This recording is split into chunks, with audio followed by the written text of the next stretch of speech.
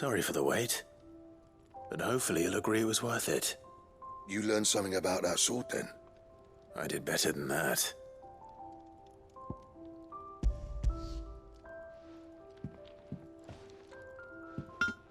A whetstone?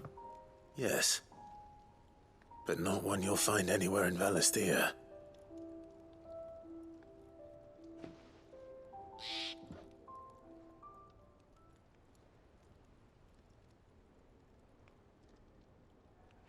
No wonder I couldn't get the same finish on the grinding wheel. One hit and all done, eh? Might not be so bad if all you ever fought were duels. Good luck on the battlefield. Your second opponent would be your last, no matter how good you were. Even so, is there some way it could be used to give the curse breakers an edge? I think so, yeah. With this whetstone and the right kind of steel, I could probably even make a twin of the blade that rattled me. But there'd be no replacing this little rock once I worn it down to a sliver. I reckon we get a dozen swords from it, if that. Swords that the curse breakers wouldn't know how to wield properly, and that would see them through a single fire piece. Nah, no point trying to copy that thing. Be about as much use as a wax anvil. But finishing our blades with a whetstone this fine, now that's something to consider. And what's finer than fallen masonry, eh? Or more hard-wearing, for that matter. Just imagine it. Good Valisthean steel with an edge as sharp as any found in the Outer Isles. I won't make a copy, nah. I'll make something much better. I'm sure the curse breakers will be delighted. Just don't push yourself too hard. Don't you worry about me, sunshine. I've been working day and night since I was half your age, and I'll still be here when you're long gone. Hey, thanks, Clive. I mean it. I owe you one, August too. It's good to know someone's looking out for me. You'll be happy to hear you said that. And I'll see that my debt to you's paid. First new blade I make's got your name on it. You come and find me when you've got the materials. All right. I will.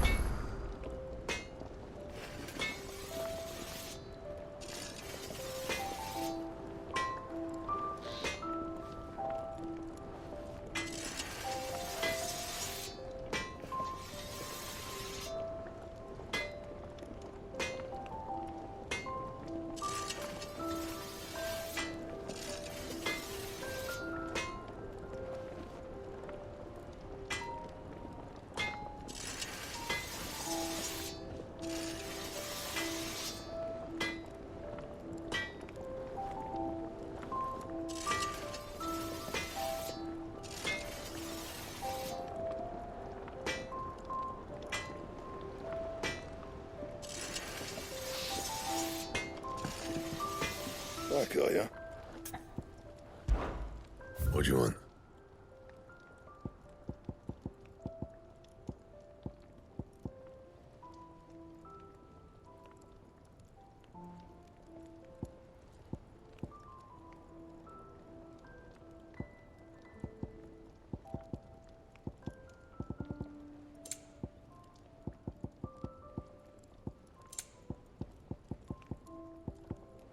Anything else?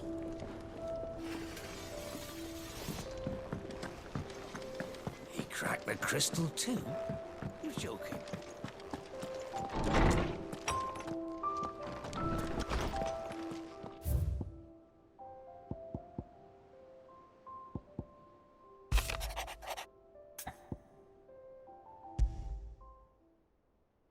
What could be wrong with Torgor? He seemed well enough when I last saw him.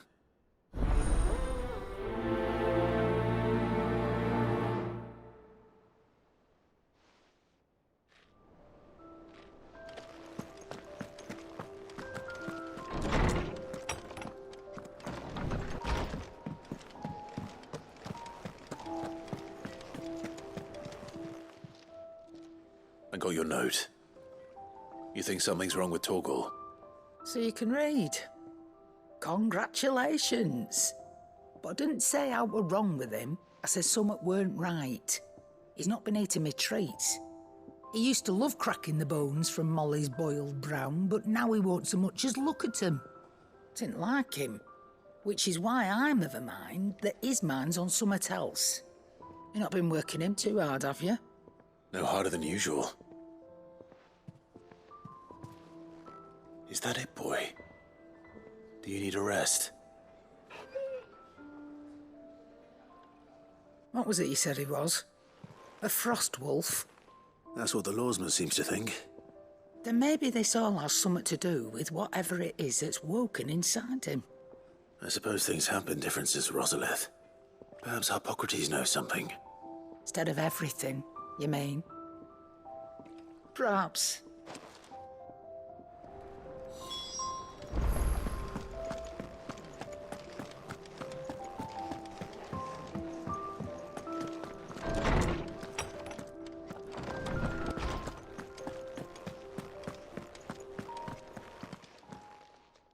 Lawsman, I need to ask you about Torgal.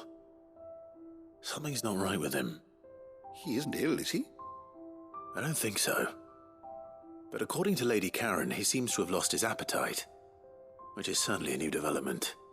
She says he's hardly been touching his bones of late, and she believes it may have something to do with what happened at Rosalith Castle. I rather think she might be right, though not about his appetite. All canids are instinctively inclined to crack open bones for the rich marrow that resides within, and I see no reason why a frost wolf should be any different. Accordingly, I suspect it is not a lack of appetite that afflicts Torgal, but a surfeit of it. If we assume that his newfound magics require additional nourishment to sustain, it may well be that the bones Lady Karen is accustomed to providing are no longer sufficient. Frost wolves, after all, habitually prey upon far larger animals, whose bones may yield altogether different nutrients. As to where one might find a suitable substitute, some antelopes that graze the meadows of eastern Rosaria have been known to grow to a size more than double that of their lesser cousins. I don't recall ever seeing any that large. And little wonder. The oldest and largest such creatures rarely leave the safety of the highlands for fear of predators. The last elder antelope sighting I recall hearing about took place near Cressida, and that was long before the village was abandoned. Even so, it seems like a good place to start. Good hunting, Clive.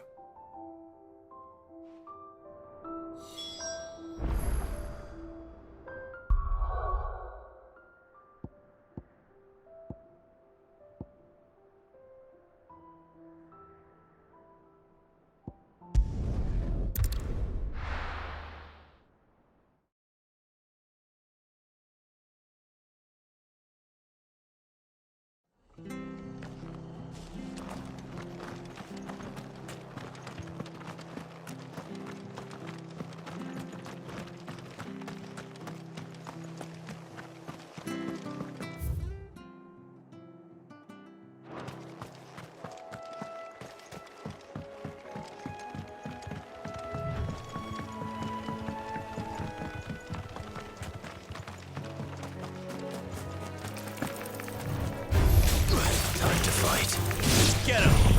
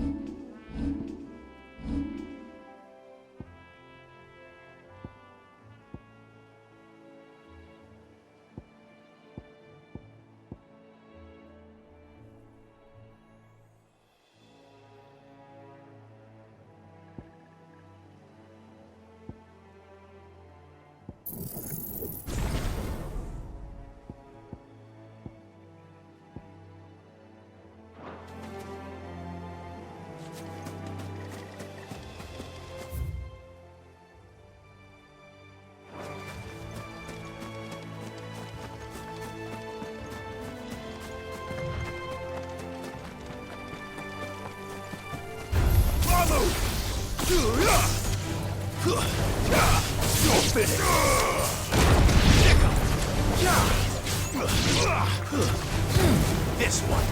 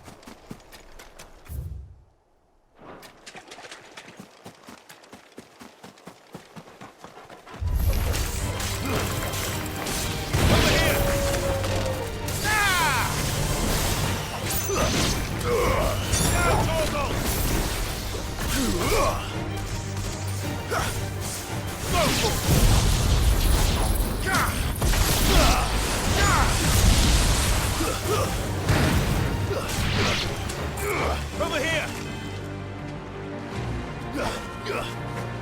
Get him! Sick him!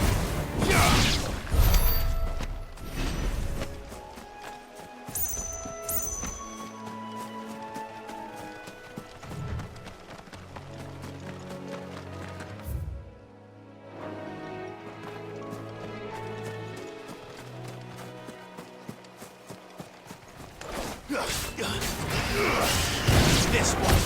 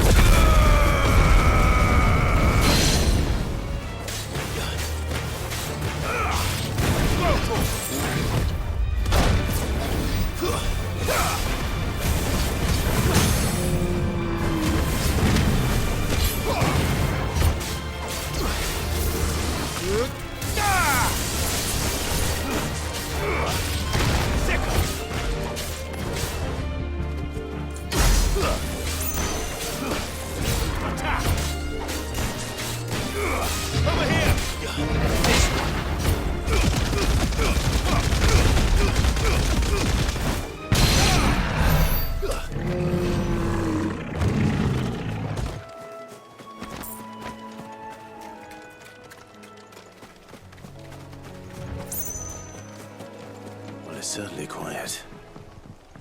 If I were a giant antelope, it would seem like just the place. I doubt we'll find one bigger than that. You hungry, Torgal?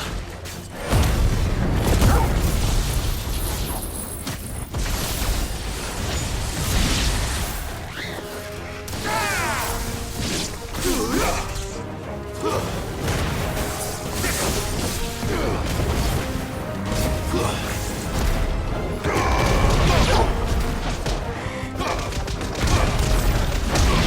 Torgal.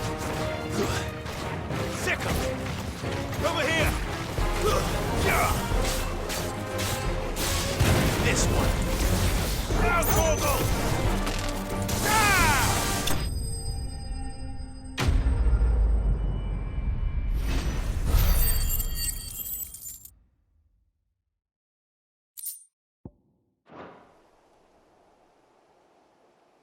Now.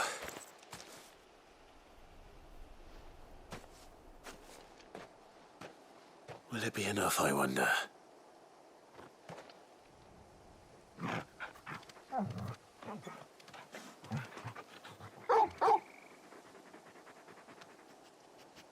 I say that answers my question.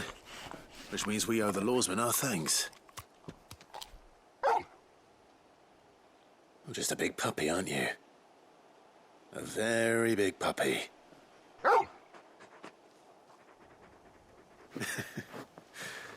You do know you can take that with you, Torgal. Lady Karen will be relieved to hear you've got your appetite back. Come on, boy.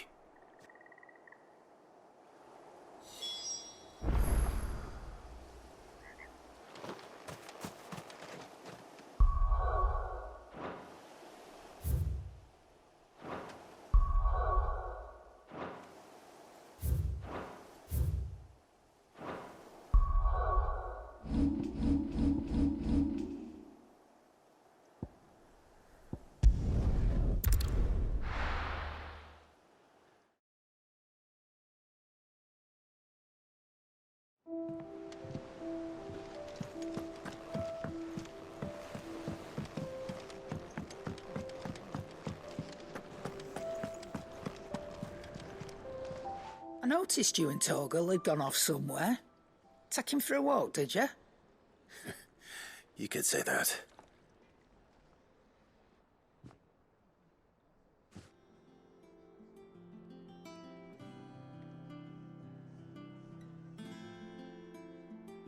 So, Molly's leftovers weren't good enough, eh? That'll teach me for treating you like you're still a pup.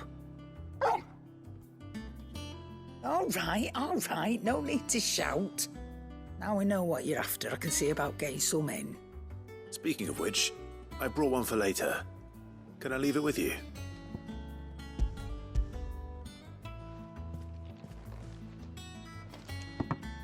You can, aye. I'm nice like that. In return, you can thank Tomes for me. The bloody know-it-all. I was just on my way to see him.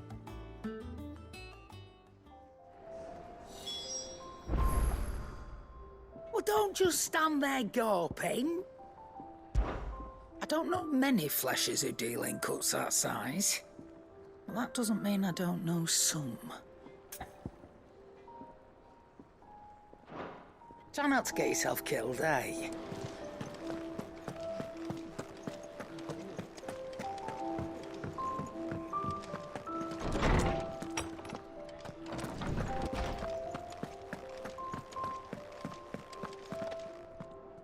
Ah, Clive. Were you able to locate your quarry? We were indeed, lawsman. You pointed us in exactly the right direction. And Torgal's been a very happy hound ever since. Very good, very good. Lady Karen sends her thanks, by the way, for your part in solving the mystery. Ah. But that reminds me. After your last visit, I found myself pondering Torgal's talents. Do you recall our conversation concerning Lady Jill's role in Torgal's transformation? About how she somehow woke the power within him. Precisely that. A reasonable conclusion, I thought, but one which raised certain questions in my mind. You see, the Fenrir of legend served Shiva and Shiva alone, and while the powers attributed to him are certainly impressive, the records imply they are somewhat different in nature to those you described Torgal as having used. What are you suggesting? That Torgal may be the beneficiary of more than one Eikon's power. Consider that in addition to Lady Jill, He has served as a loyal companion to you, your brother, and even the late Cid. In short, the Eikons hitherto near at hand, or should I say at paw, have been diverse and plenty, and that number has only grown as the realm's dominance have fallen to your sword. One can but speculate as to how all of this has affected Torgal. He has seemed more fierce of late. And if I am not mistaken, he will grow fiercer still. We are fortunate indeed to be able to count him amongst our allies and not our adversaries. Oh, he's more than an ally. He's a friend.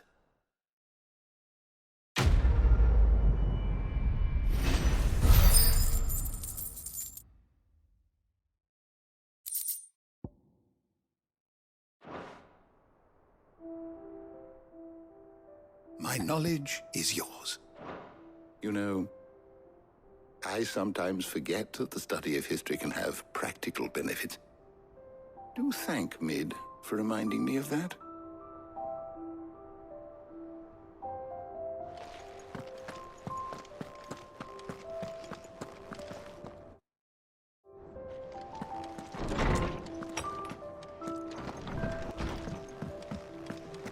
The nobleman who visited.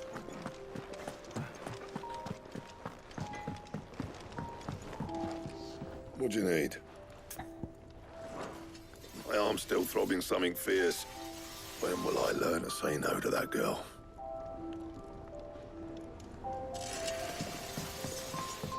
He cracked the crystal too? You're joking.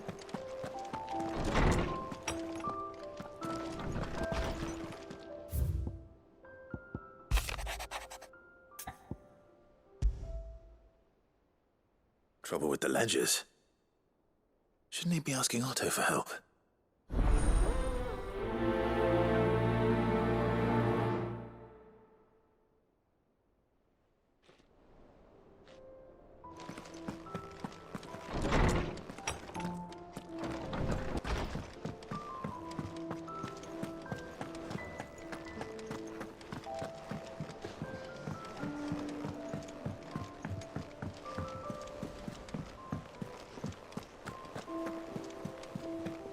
Is that the thing Tomes helped to build? Mid told me she was building a ship.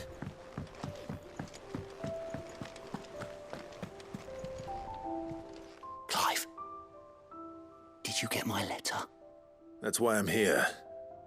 Shh. Otto might be listening. Is this better? A little. Listen, I've some bad news. It turns out the hideaway may be slightly behind in its payment to certain lenders, and it's maybe my fault. But I swear to the goddess, I thought I had the numbers square. Sadly, that square turned out to be more of a circle. Zero, you might say. I can straighten it out, I swear, but it's going to take some time, and I'm going to need help keeping it from Otto. Bit late for that, I'd say. There you are! What a surprise! So let me get this straight. You forget to pay our lenders what they're due, and instead of coming straight to me, you get Clive to come to you. And I will dig you out of the hole you've dug for yourself. Clive, the man in charge of the place you've been cheerfully trying to bankrupt. And you thought this was a cunning plan. Why? Well, who needs paying? Oh, just Martha. And the dame. And, well, Lady Karen. But only 500 talents.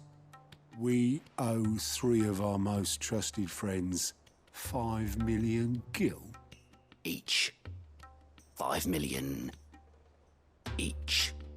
They lent us the bulk of the money we used to rebuild the hideaway, you see, and, well, I must have made some sort of oversight. Those ledgers were my responsibility, and it was my decision to entrust them to you. This is my fault. Do we have that much to hand?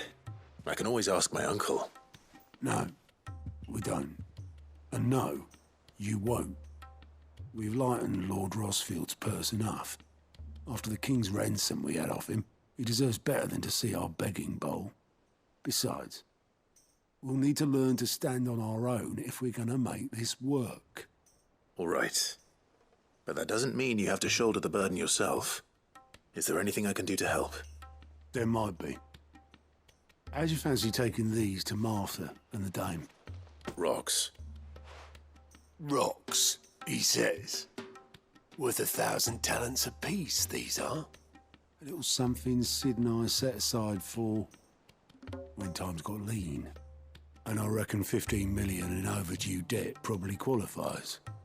I just hope our associates' eyes are a bit more discerning than yours. I'm sure there will be. Should be me making the rounds, really. But you know how it is with this place. Orders to bark, arses to wipe and all that. I know. Which is why I don't mind going in your place. Go. Do you know why I only gave Master Clive here 2 star rubies? Because you'd rather Lady Karen killed me. Because I'd rather Lady Karen killed you. Yes. Well, I suppose this is goodbye then. Don't worry. I'm sure Karen will understand. Really? Do you think so? No, I don't.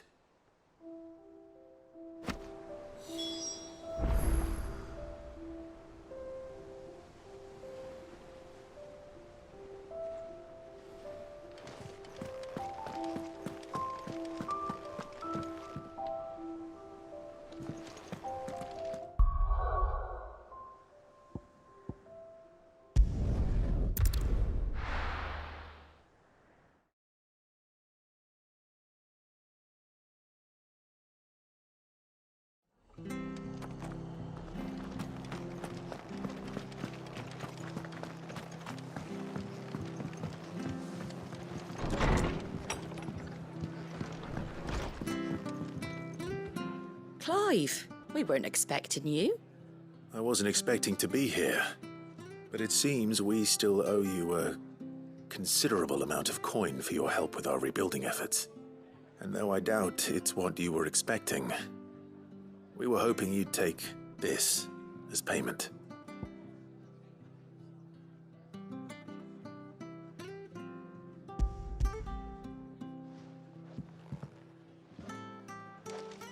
A star ruby? I can't accept this. It's worth at least twice what you owe me.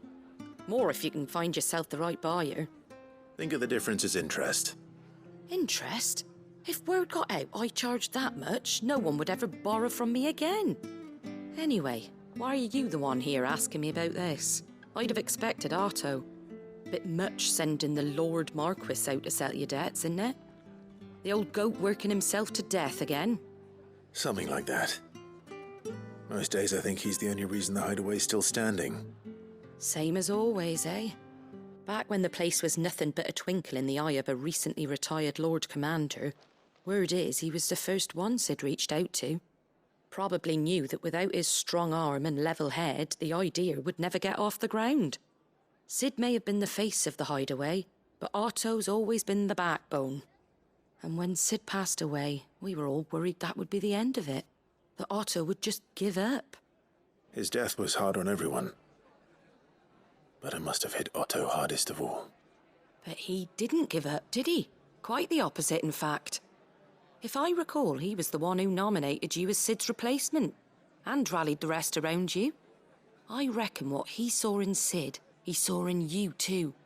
And don't we all? Doesn't hurt that you're half as stubborn and twice as handsome, neither. That, and you keep good company. I suppose I do.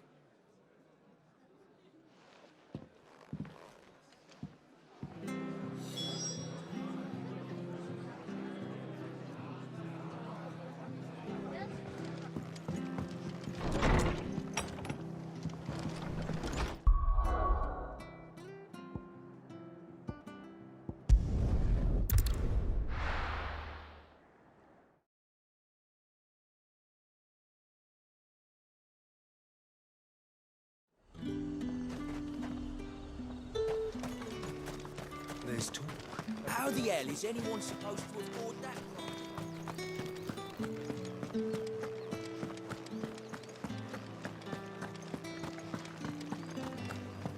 Did you hear?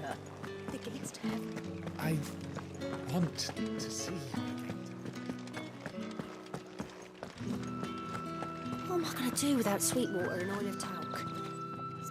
Milady, I come bearing gifts. Gifts? Whatever is the occasion.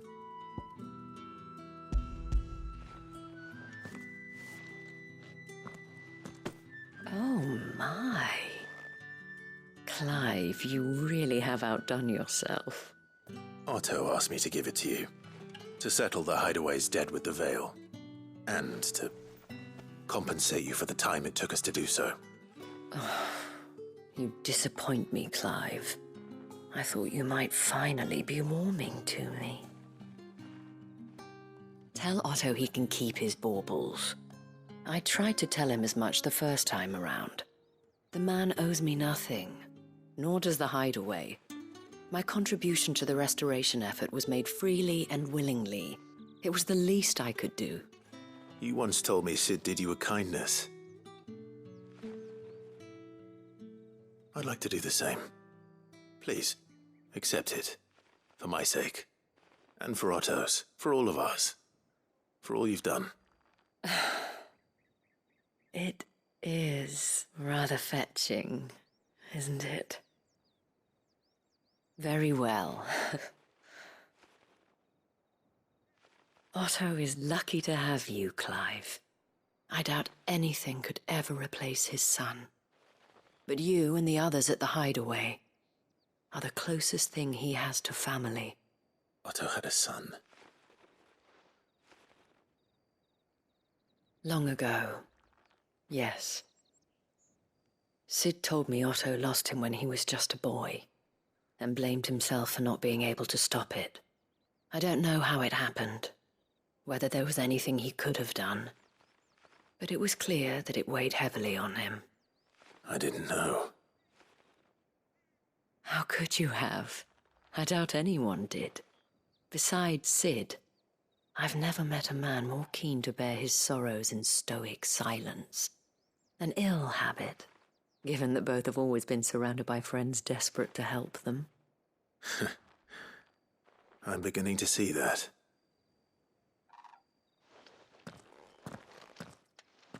Gob will want to know the stones were delivered. If he's still with us.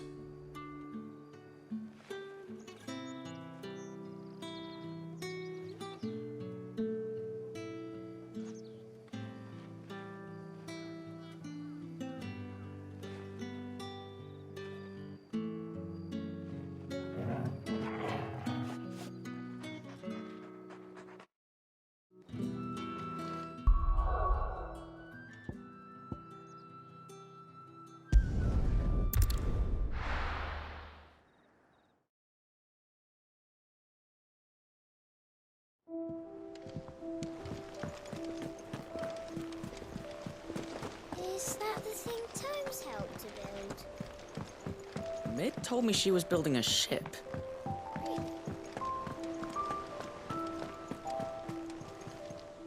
Goat. Still alive, I see. So Lady Karen accepted the ruby. About that. I tried my best, but she was just too stubborn to take it. She threw it right back in my face, in fact, and told me I could stick my stupid stone where the sun don't shine. Karen refused payment. I hope it wasn't something I said. I'm sure you were as tactful as ever. Let me see what I can do.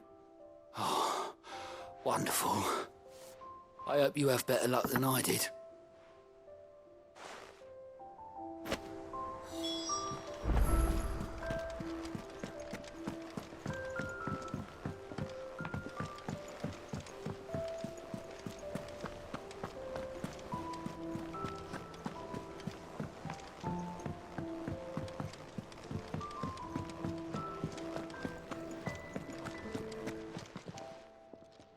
Lady Karen, Goad tells me you weren't happy with our offer. Would you prefer the debt was repaid in coin? Mod that. I don't recall lending any of you lot me hard-earned gil.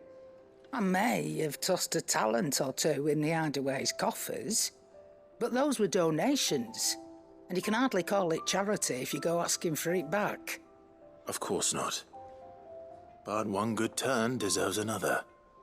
And our circumstances have changed. Surely you wouldn't shun the gratitude of a pauper who happened to have become a prince. Oh, so you're a prince now, are you? Fine. But I'm selling it and taking what I'm owed, then you're getting the rest whether you like it or not.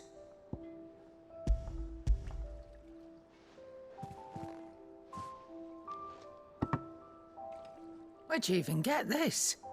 A decent trader might nab 1,000 talents for a star ruby. A canny one, meanwhile, might claim it were nicked from the belt of Sid the Outlaw himself and ask twice as much. Might be I already have a buyer in mind. Might be you even know her. A fine continental maid whose beauty's only eclipsed by a guile in commerce. You wouldn't mind, would you? Not at all. Just be sure to tell her that it's always a pleasure doing business.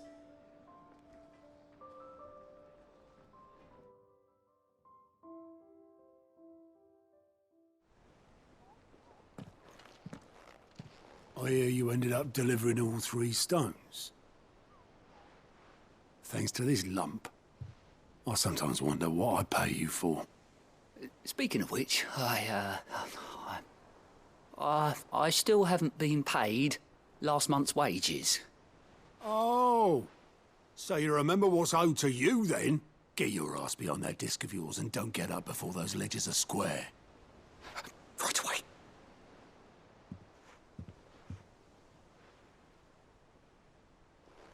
I've seen that before.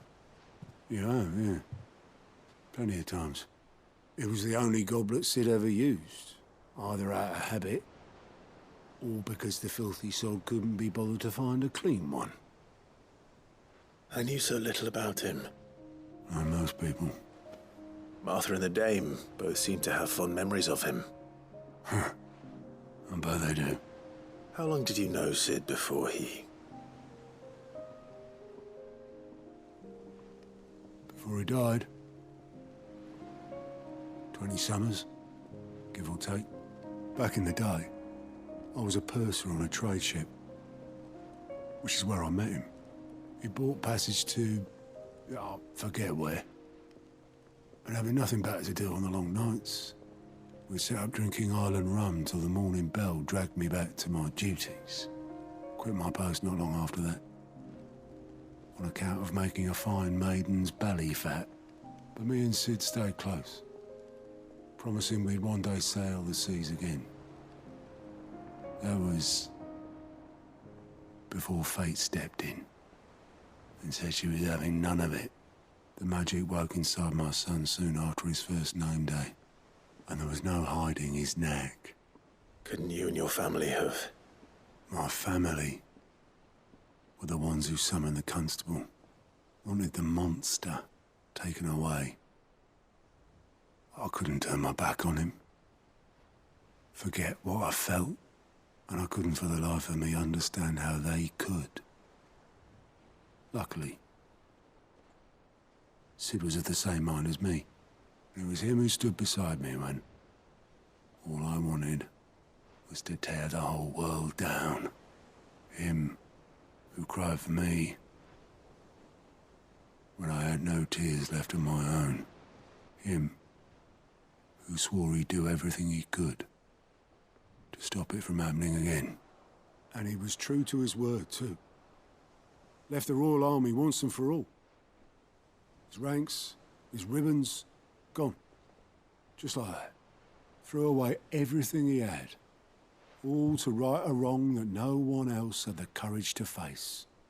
I knew then I'd follow that man to the ends of the earth.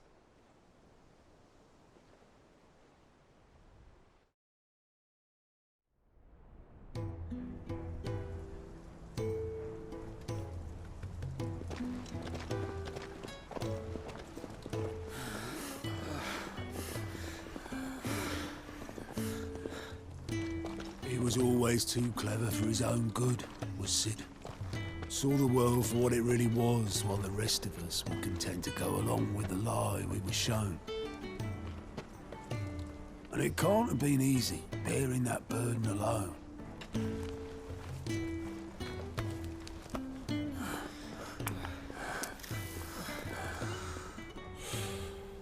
But he didn't let it stop him.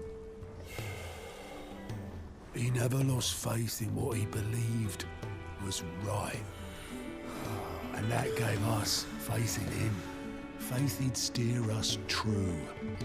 So I swore to myself that I'd always be right behind him, ready to catch the stubborn sod, if ever he should fall.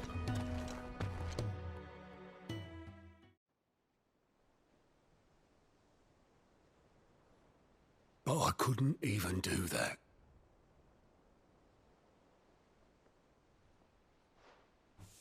Ignore me. Just the ramblings of a tired old man.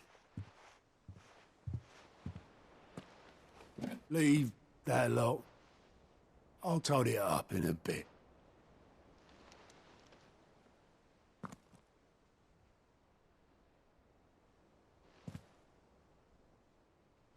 This is Sid's handwriting.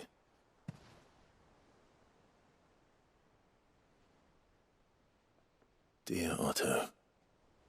I may be drunk, but I wanted you to know this place would be fucked without you. Love you, you grumpy old sod.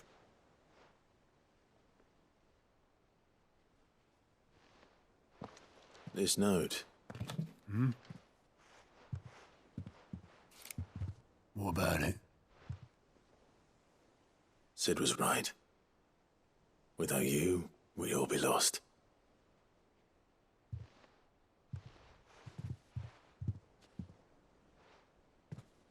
He should have bloody well said so then. Just once. Before he went.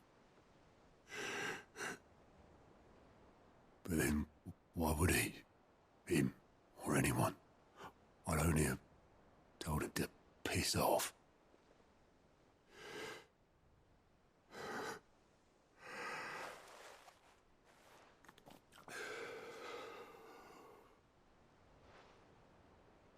You're wrong, though. Both of you. It was never just me keeping the hideaway afloat. It was all of us. I just shoved people in the right direction, and I barely seem to be able to do that anymore.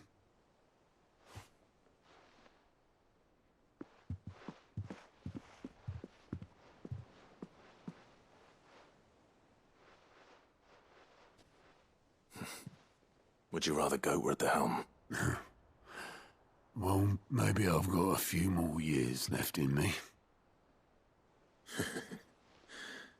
I'm going to hold you to that, Otto. Before you go, Sid would have wanted you to have this.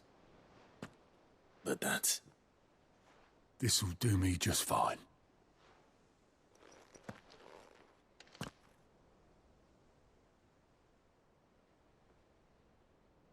Thanks for the ray of sunshine. I'll see if I can't pay you back. Already have.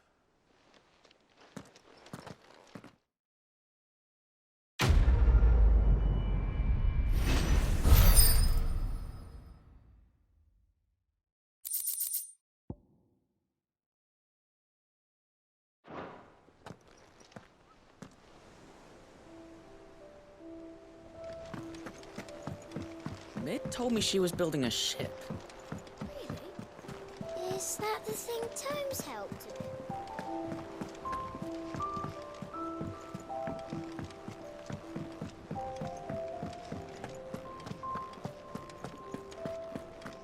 He cracked the crystal too?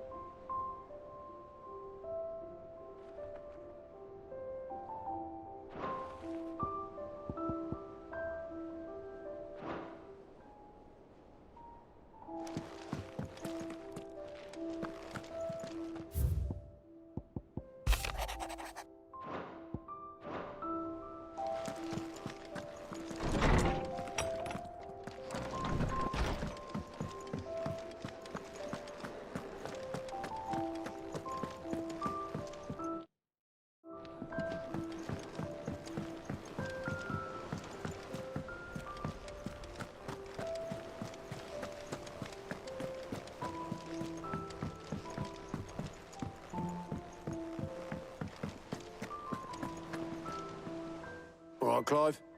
Asterix. Mid finished sending half the hideaway traipsing across the twins, has she? I swear, that girl'd do anything to put off visiting her old dad's grave. No excuses now, though, eh? Not quite. She said there was one final thing she had to take care of. I'm sure she'll be finished soon enough. She said that? In those words? She did, yes. Clive? Were you born yesterday or something? There is no thing. She'll probably be halfway to Canva by now. Mid. I might still be able to catch her.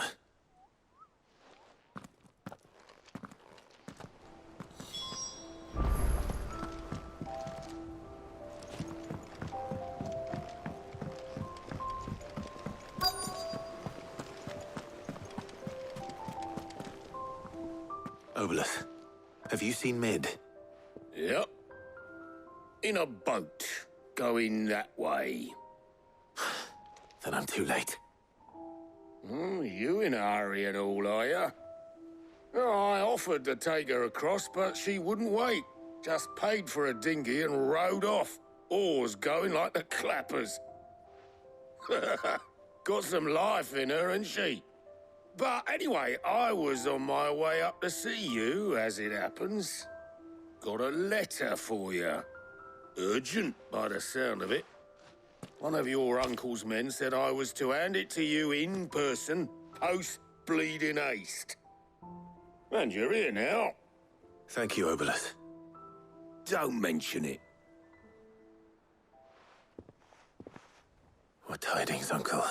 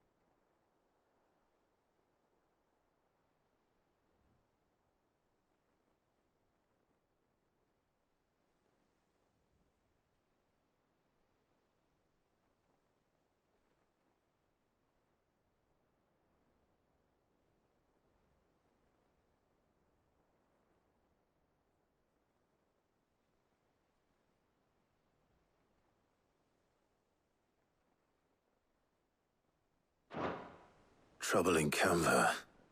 Well, I'll need someone to keep an eye on Mid.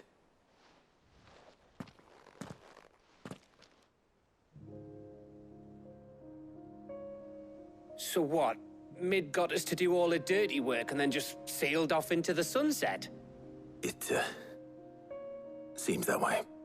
Well, nothing we can do about it now. But next time you plan on visiting Sid, you might want to tie her to something before you suggest it. Ah, don't be so hard on her. Got to admit, the dirty work was kind of fun. Everyone pitching in, all that bollocks. Just like when we built this place. You're right. Anyway, we all set to head to the old hideaway. I could do with getting to Canva pretty sharpish. Wouldn't do to keep Lord Rosfield of the Seven High Houses waiting now, would it? Not after he asked for me personally. Gav will be leaving with me. Will you mind the place while we're gone?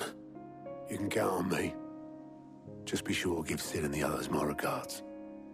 All right. Oh, by the way, Jill will be joining us too. She's got some things to take care of, but she'll meet us there.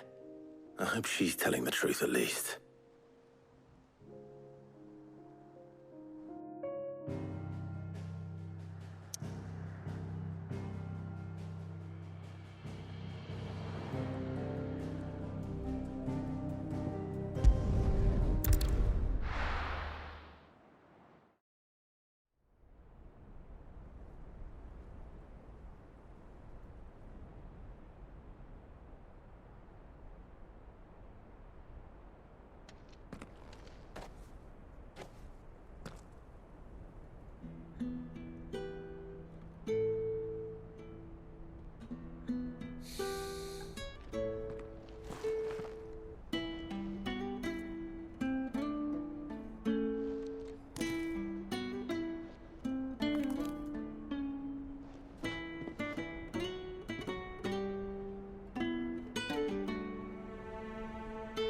well, Sid.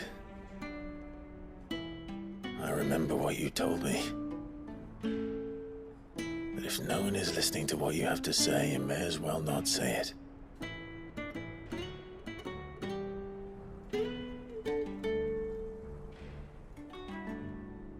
But I will say this, old friend. Hugo Kuka is gone. His shadow looms over us no longer. It's a pity the Phoenix can't be in two places at once. If he'd have been with us, maybe he could have done something for the lost.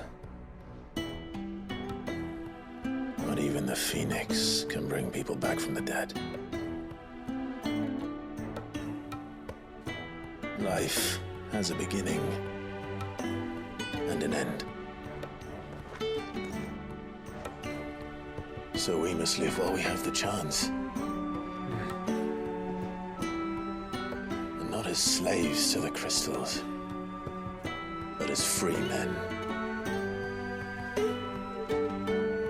May we join you?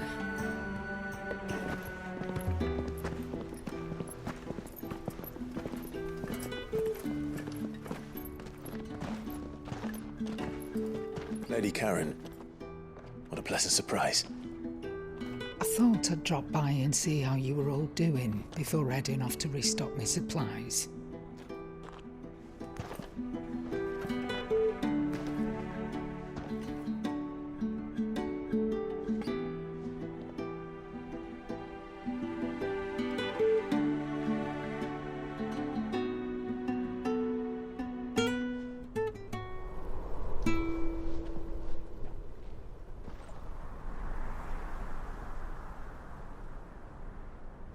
It wasn't the most scenic view back then, but it were never as bad as this. I know. The Blight marches on. And soon, there will be no escaping sights like these.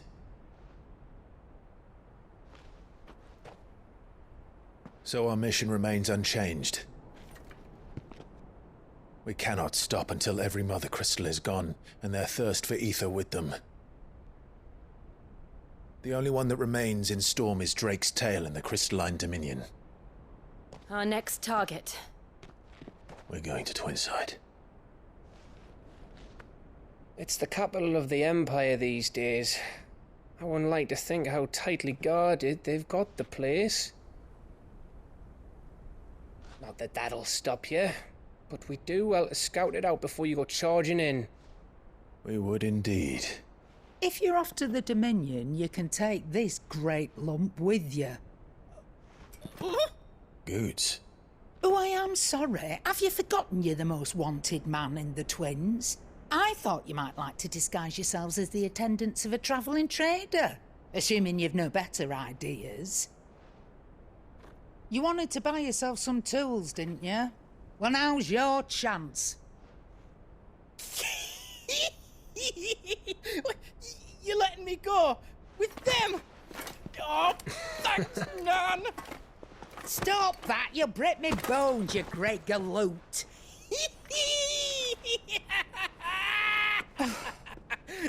There's a caravan that runs back and forth between the Dominion and the Bocklad markets. It's managed by the Merchants Guild. Just show them Goots' traders pass and you'll be on your way. It'll be a damn sight less risky than footing it the length of the Crystal Road. That's for sure. Thank you, Karen. And glad to have you with us, Goots. Okay then. I'll get me things and I'll meet yous there. See yous down in Bocklad. Get off! Me poor fingers! Jill, you're with me. Understood. And Gav? Already on my way, Captain. Be careful. Aren't I always?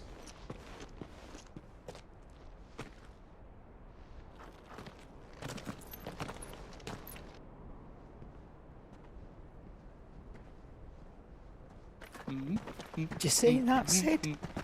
Your protege's making a proper little outlaw of himself.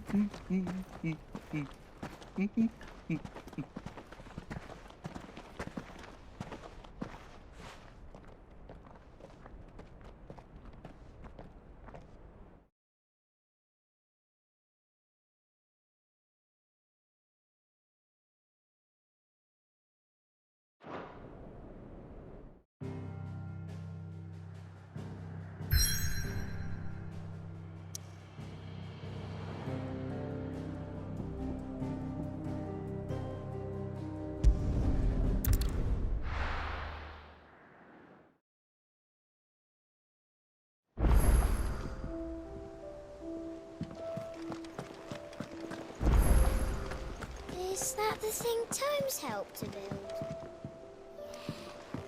He said it was some sort of chimney stack.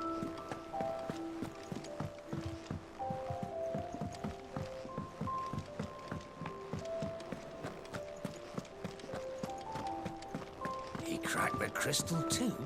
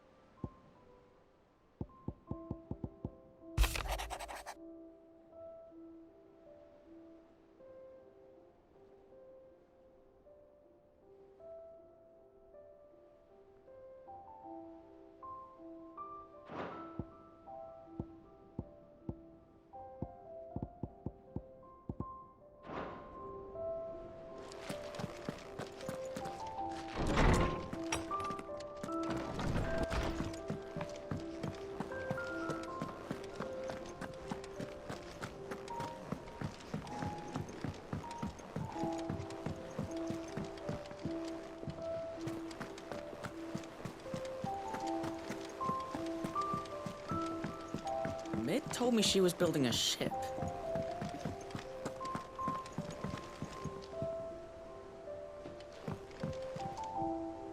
Ah, my favorite pupil.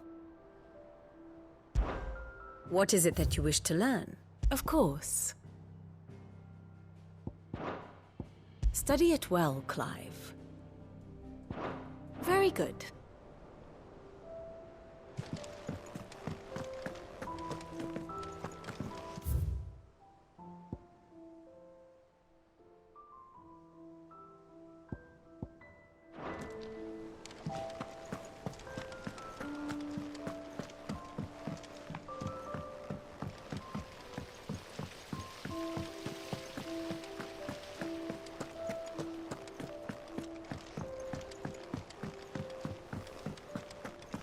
I think Mid might need some help tidying up.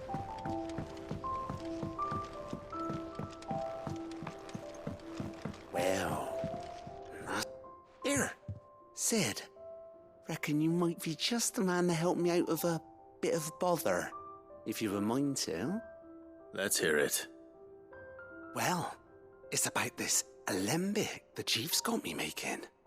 Lovely bit of kit it is. Bunging a solution you want splitting.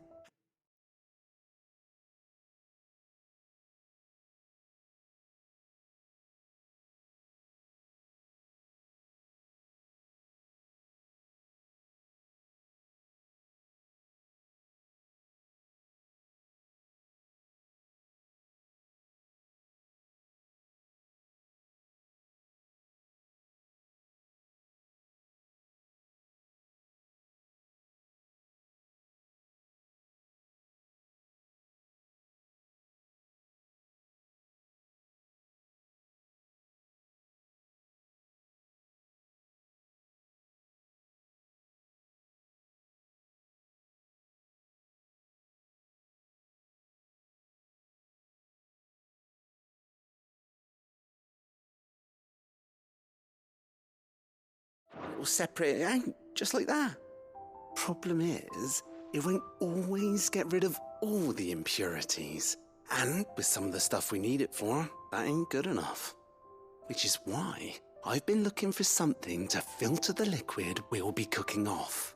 And that's where I was hoping you could help me out. I imagine Ty could get some use out of this alembic too. Distilling medicines and the like. All right. Why not? proper job. So what exactly do you need for this filter? Nothing but bomb ash'll do, says the chief. Gave me a sample she'd obtained from the university stores. Couldn't believe my eyes. You pour the blackest blight water through it, and it comes out clear as a mountain stream. So, I did a bit of reading about where I might be able to get hold of some. And do you know what I found out? It's only the blimmin' bones of a bomb king. They leave them behind when they die, see? I take it that's where I come in. If you wouldn't mind. I saw a billet on the hunt board for one just the other day. Would have gone myself, but, well, fighting dirty great balls of flame isn't exactly my forte. You, on the other hand... All right. I'll see what I can do. Thank you kindly. And good hunting, eh?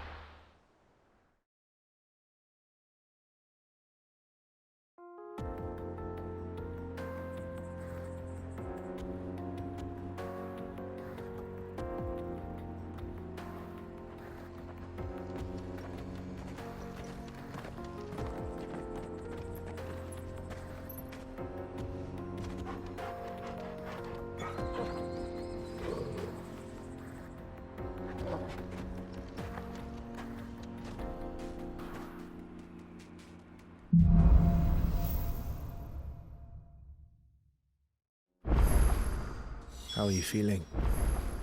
Better. Thanks to Taya. I'm glad to hear it. And Torgal helped too. Didn't you, boy?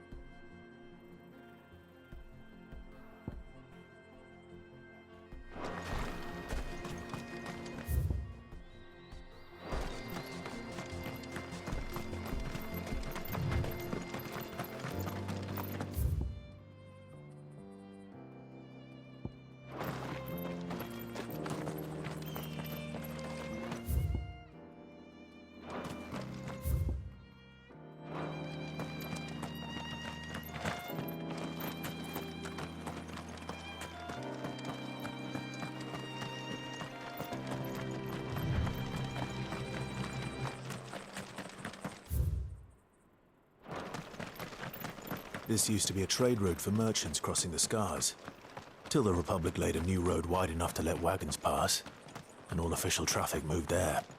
Leaving this one for those living outside the law. Indeed.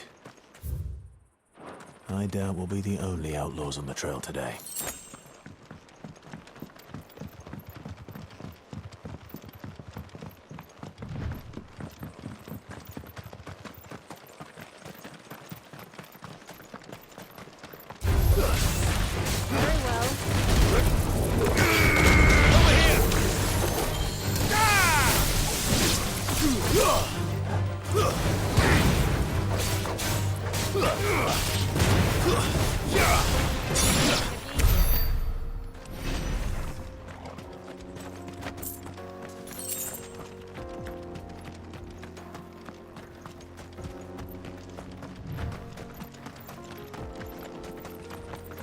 So what do you think? That we'd be lucky to... Really? It's as bad as that? Oh, aye. There's trouble up ahead. And too much of it for us to handle. I take it there's danger on the road. Oh, what about this fearsome-looking fellow? You think he'd be equal to the task? Oh, no doubt. Assuming he's willing to hear us out. Well met, friend. My brother and I have been tasked with finding a merchant's missing cart. You seen it by any chance? How does a merchant misplace his cart? Oh, the man's a coward. When he thought goblins might come a-snarling, he ran, leaving his livelihood abandoned in the pass. He sent the two of us to fetch it, but it's gone. Now, I'm not much of a thinker. I know the work of thieves when I see it. My brother's right on all accounts. And by my estimation, the bastards are lying in wait just down the road. We may have seen our share of action, true, but we've not got the skill in arms to boldly brave an ambush. You, however, have the look of a man who needn't fear a band of backwater ruffians. What do you say? Will you help us out? Chances are they'll come for you either way. But if you promise to lend us a hand, at least you'll pocket a reward for your troubles.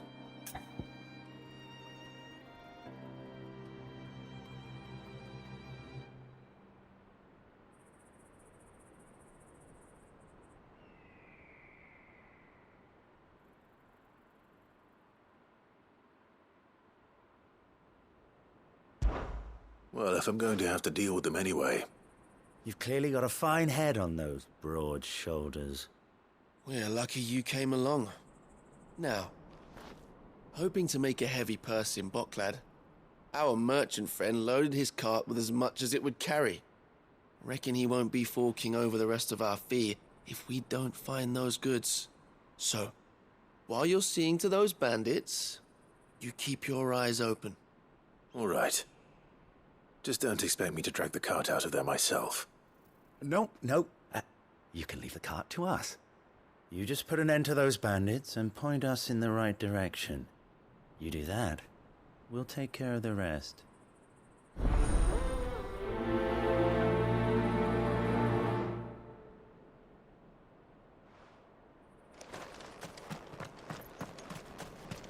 I'm not sure I trust those two. But if there are bandits lying in wait, I should probably take care of them. Look lively, you lot. We've got guests. These must be our bandits.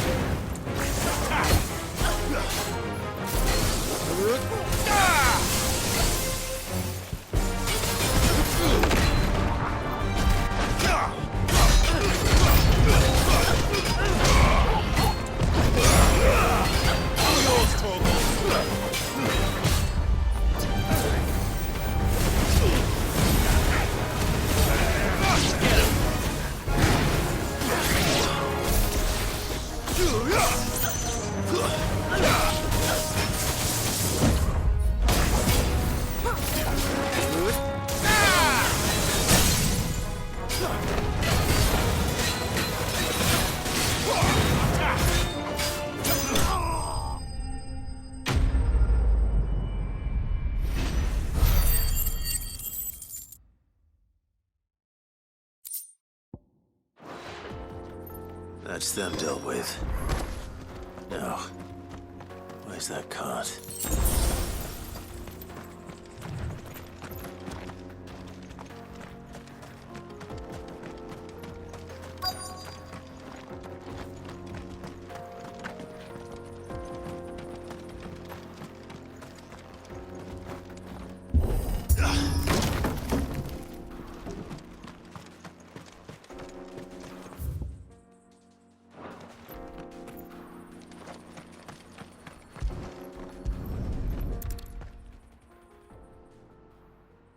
Getting all of this out of here will be a nightmare.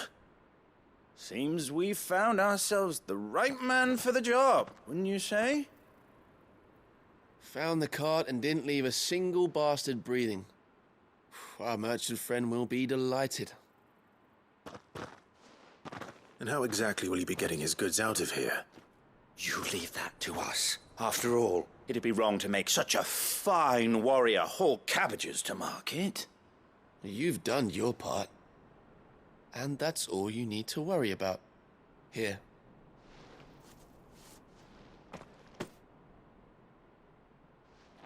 It's been a pleasure. Now piss off.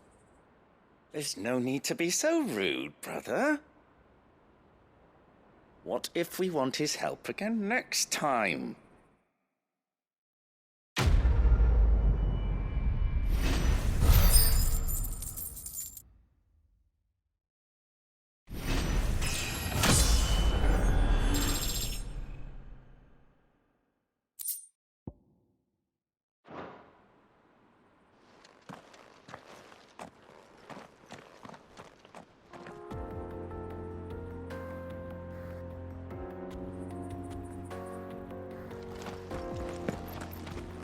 You've had your reward and you're not getting any more.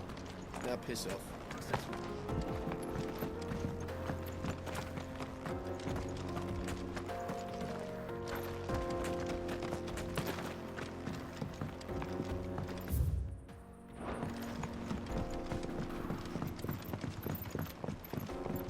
I see the Dalmecs lag behind Rosaria when it comes to bridge building. The ruin should hold at least. The path continues on the other side.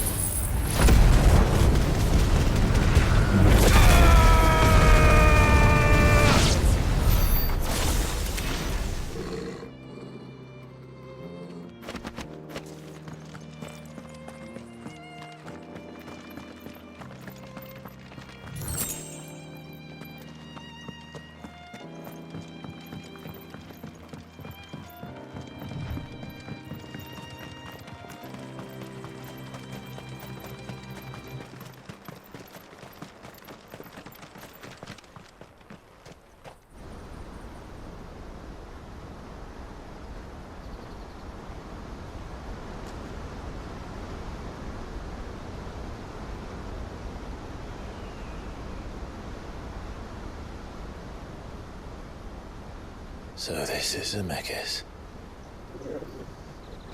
The land of the gods. It's even more impressive than I imagined. I remember being captivated by the story as a child. Long, long ago, man was overcome by avarice and challenged the gods in a bid to win their power. The final battle took place here, at these falls. Or so the legend goes. If anyone ever manages to plumb those depths, Perhaps we'll learn if there's any truth to the tale. That the gods emerged victorious and punished man for his defiance by visiting upon him 2 curses.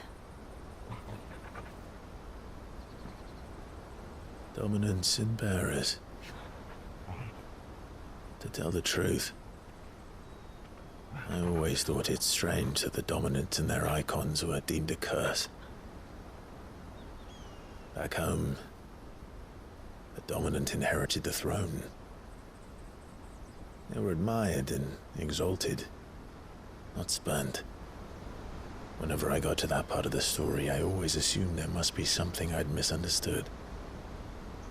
You had a lot of storybooks, didn't you? In your room, I mean.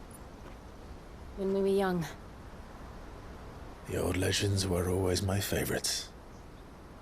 Epic battles between gods and men. Father encouraged me to read as much as I could. He thought it good for my education.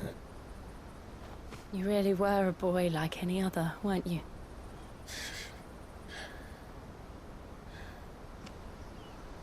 Just look at this place. It's enough to make you believe the legends are true. I know.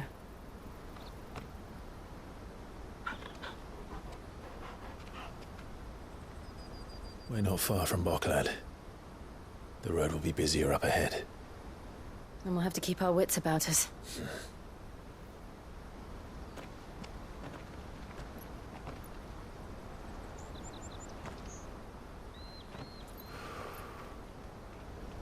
Clive? Something wrong? Nothing. It's nothing.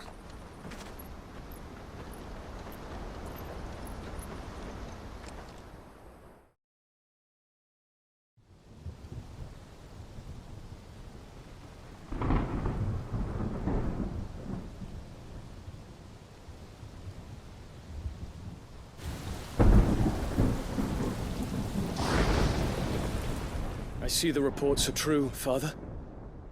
You have surrendered the throne to Olivier. I have. Emperor Olivier shall rebuild the Holy Empire of Sanbreque.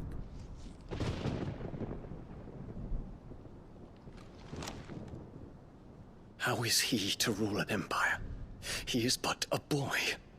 I shall advise him until he comes of age. Father, please. Or for as long as I am able.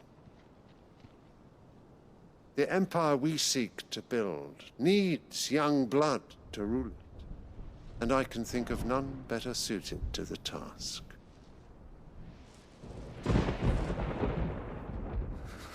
There is other news, Dion. Hugo Kupka is dead, and Drake's Fang destroyed. The pillars of the Republic have fallen. Ere long, the Imperial banner shall fly over every city in Storm. And then, Valisthea. All shall bow before their Emperor. Father, these are the words of a tyrant. They are the words of a god. The Emperor whom I gladly serve. Great Grieger, made flesh.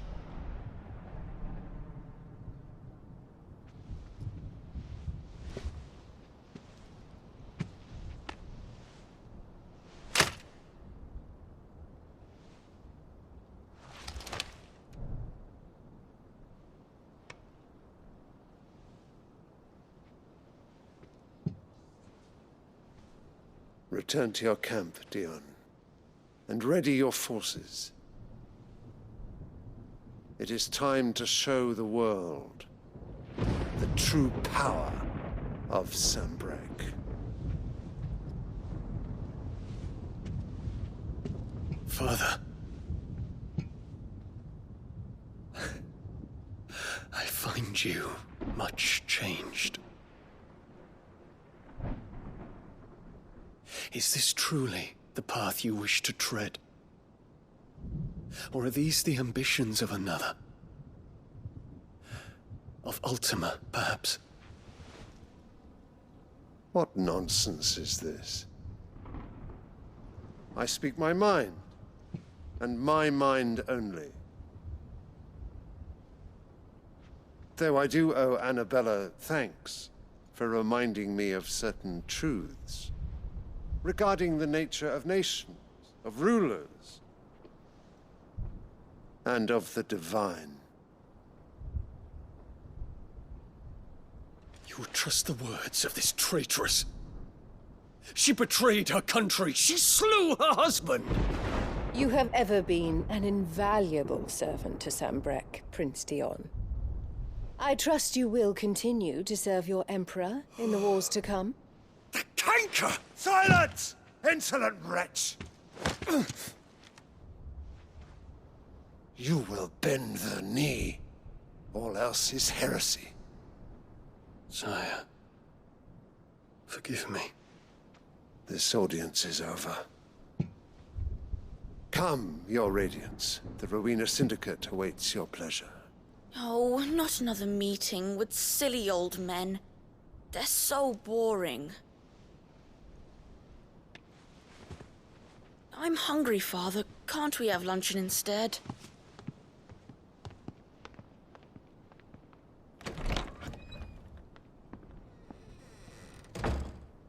Does it pain you that you will not inherit your father's throne?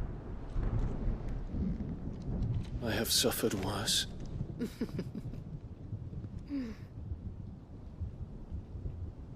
Count your blessings, Dion. For a base-born child to be chosen by Bahamut is miracle enough. You have risen high on his wings, but you shall rise no higher, lest your impure blood stain the throne. What do you know of my blood?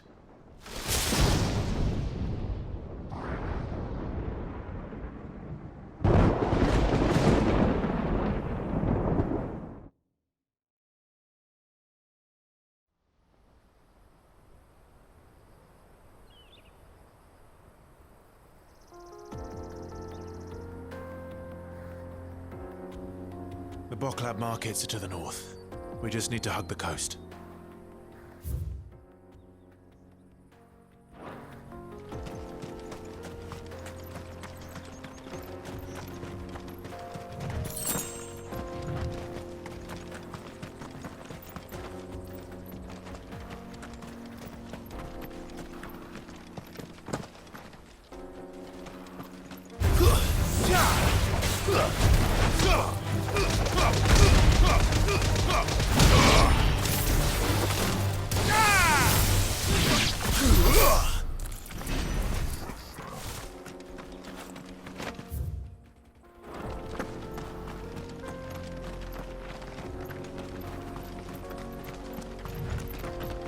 Infiltrating the Dominion won't be easy with the Imperials on high alert. No. His Radiance has lost one capital already. We can be sure Sylvester will do everything in his power to hold on to Twinside. His troops are well-trained and increasingly battle-hardened. It's not as if we can wait for the siege to end.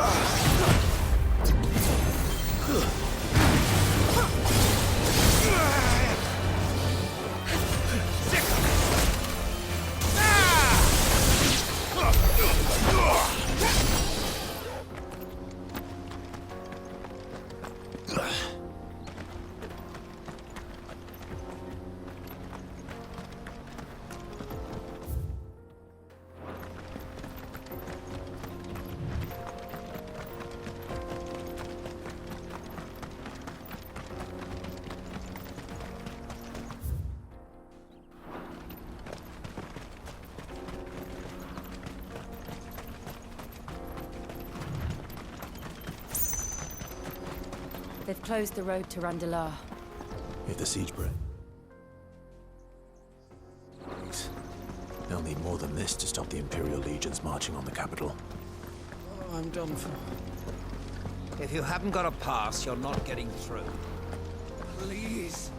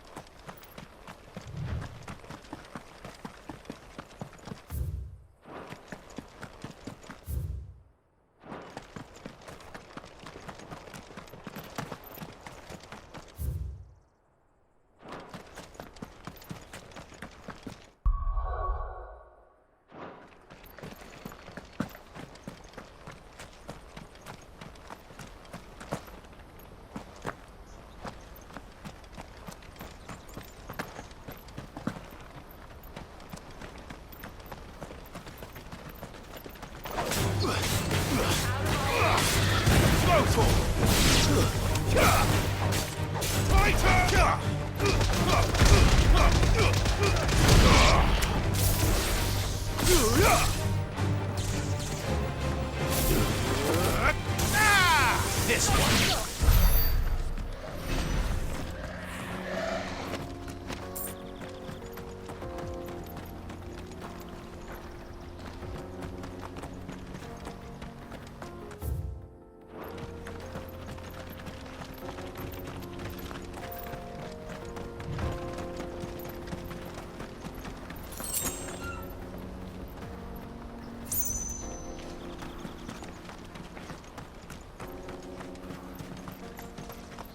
More refugees. And they're all making for the crystalline dominion. Because they don't know how to live without the crystal's blessing. Time to fight.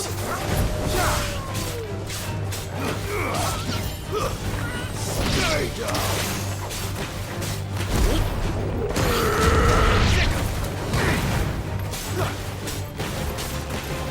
This one!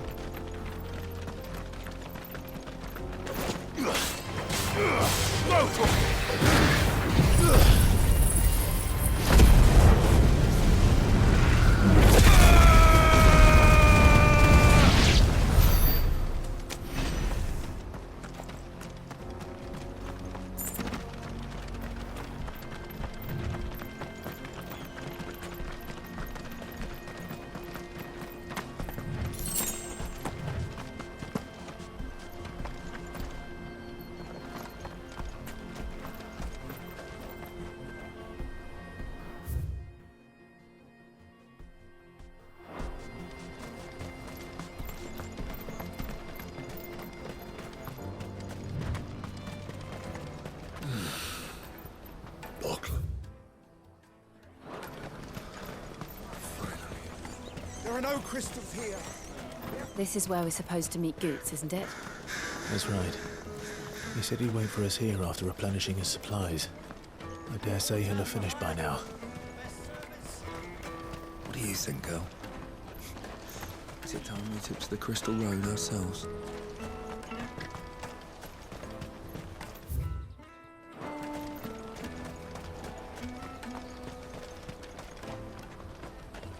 Hurry, man. I must leave for the Dominion.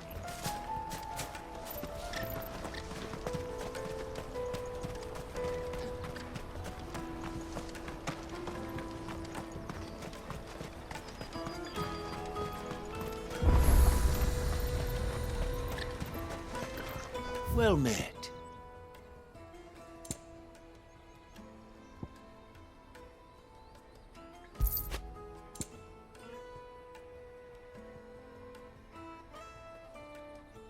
May Gilbert smile upon you. You're welcome anytime.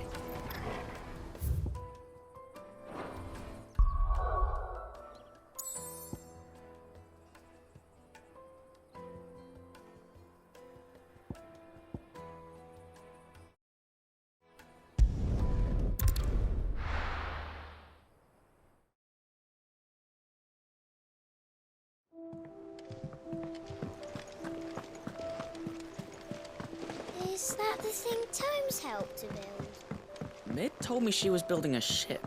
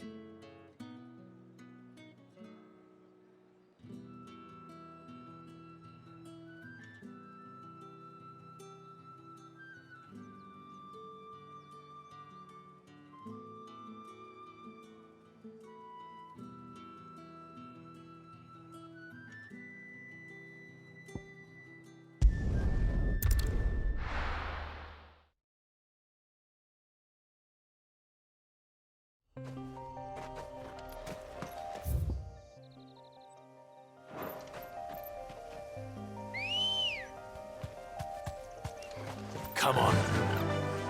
Faster!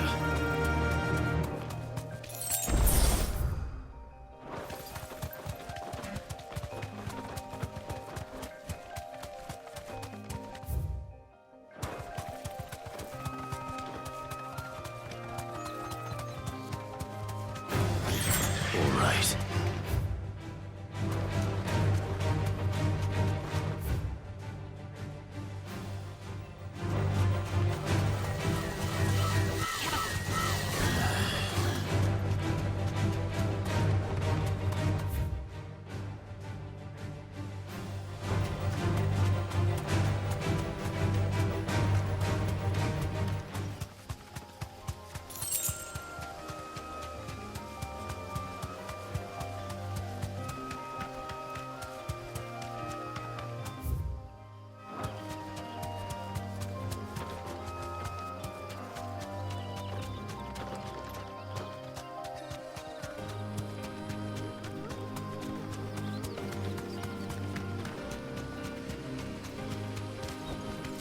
I can walk from here.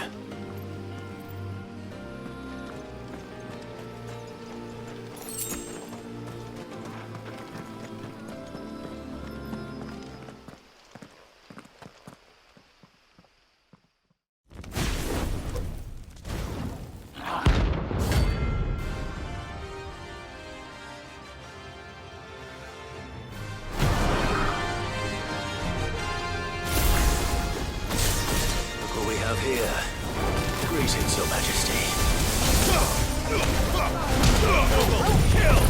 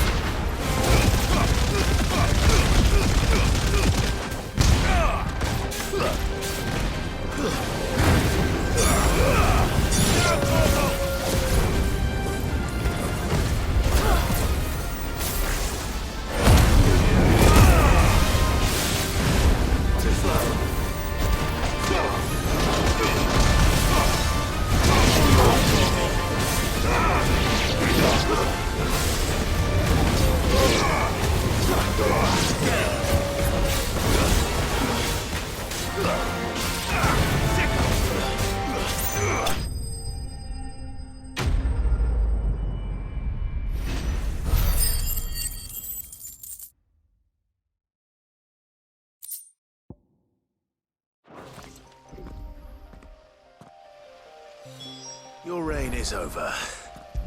Now to collect the ash. This looks like the stuff.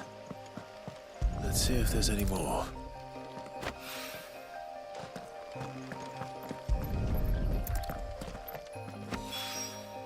That should do it. If a wine needs more than this, he can fetch it himself.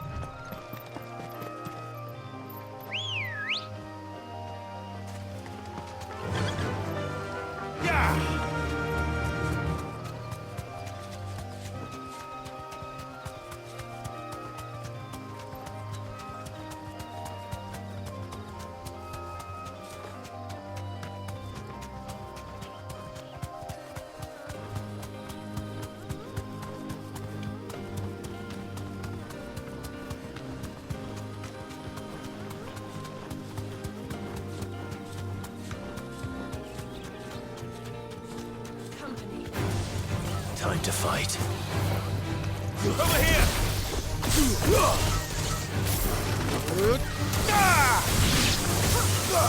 Attack!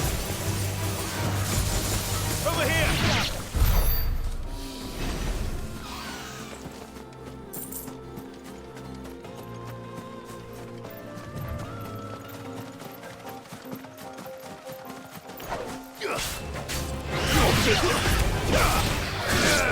You're finished.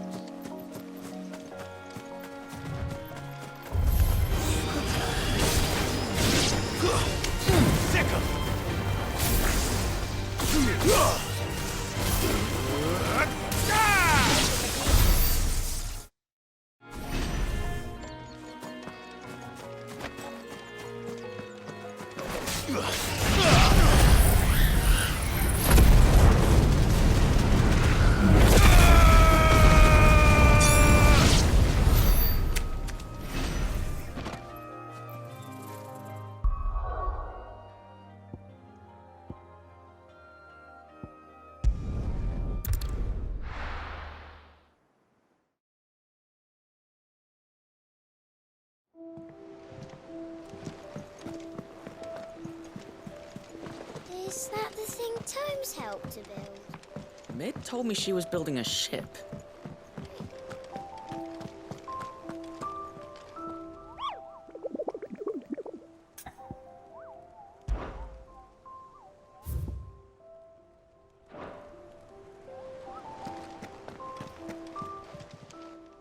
Welcome to the Patron's Whisper. Is everything we've received and everything promised?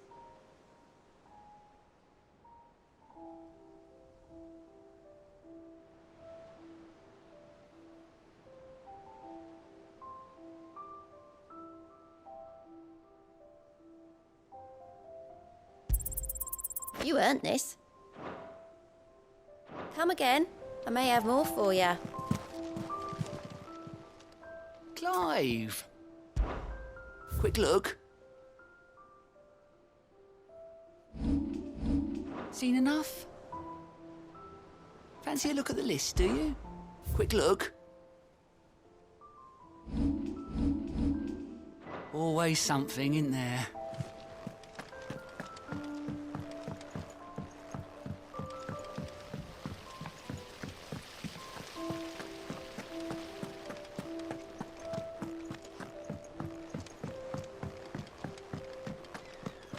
I think Mid might need some help tidying up.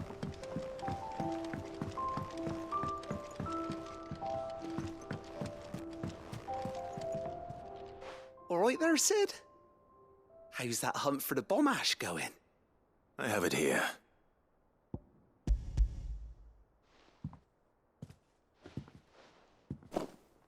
That's the stuff! And plenty of it, too. Enough to keep the Olympic bubbling away for a good old while.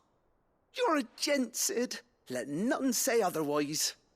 Right then, let's get this contraption up and running.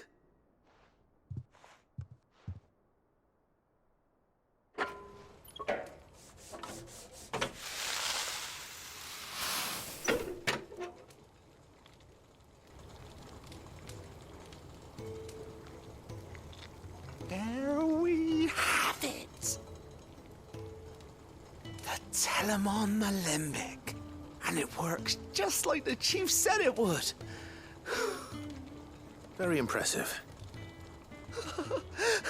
Says the man who cut down a burning boulder. Speaking of which, I still haven't returned the favor. There's no need. The good it will do for the hideaway is reward enough. Don't be silly. Why don't you let me take a look at that bag of yours? The one you keep your potions in. Reckon I could work some magic on that. What kind of magic? Well, we happen to have isolated a substance in our test run of the Alembic that I reckon will make even the toughest leather supple as anything. Thought we might use it to breathe new life into old boots and the like. Save the hideaway a few gil. Ah, I reckon if we slap a bit on your bag, it'll loosen it up enough for you to squeeze in a bottle or two more. Well, it can't hurt to try, I suppose. That's the spirit. Leave it with me. I'll only be a mo.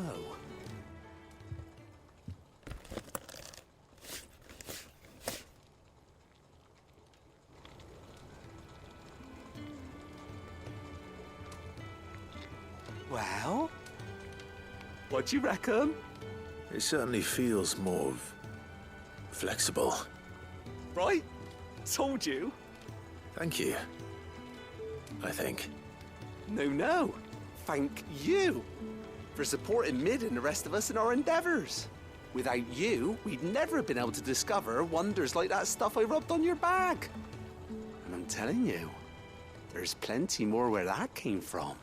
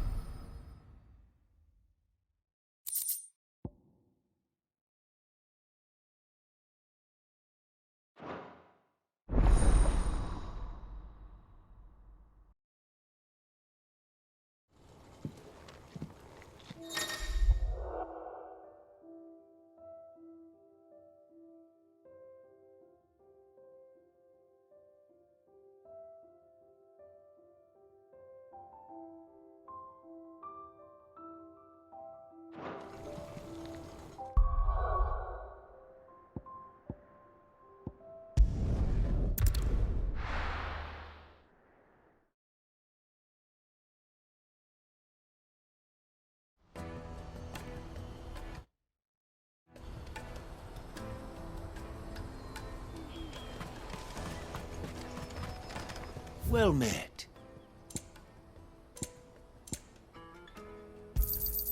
You've a discerning eye. A fine choice. You've a discerning eye.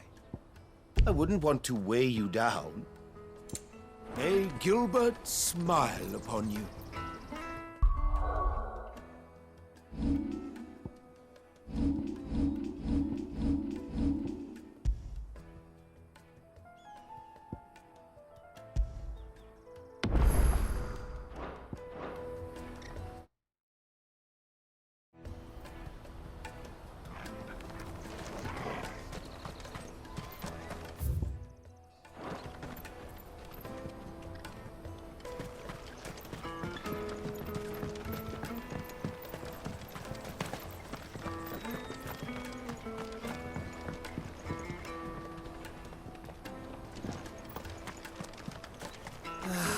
If our new arrivals had brought any coin with them.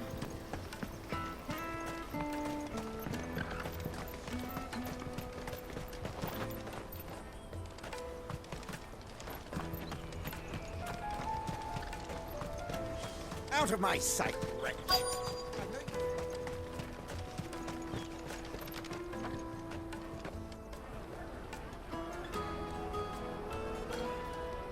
Wonders from across the water. Come one, come all. Feast your eyes. Good sir, can I interest you in...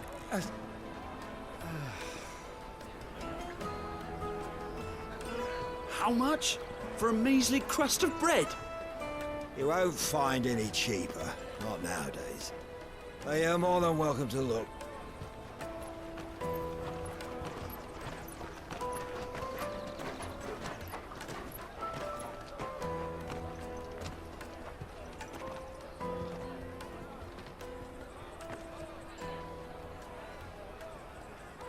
The Empire's unlawful and illegitimate occupation of the crystalline dominion is still in effect. Only those whose business in Twinside has been officially approved by the Republican Army will be permitted to cross the border. All who seek entry are to form a line and ready their documents for inspection. It looks like we aren't the only ones who are eager to leave. And they're checking everyone. Can't you make an Not for the likes of you. We won't get through without that pass. Let's go in and find Good, shall we?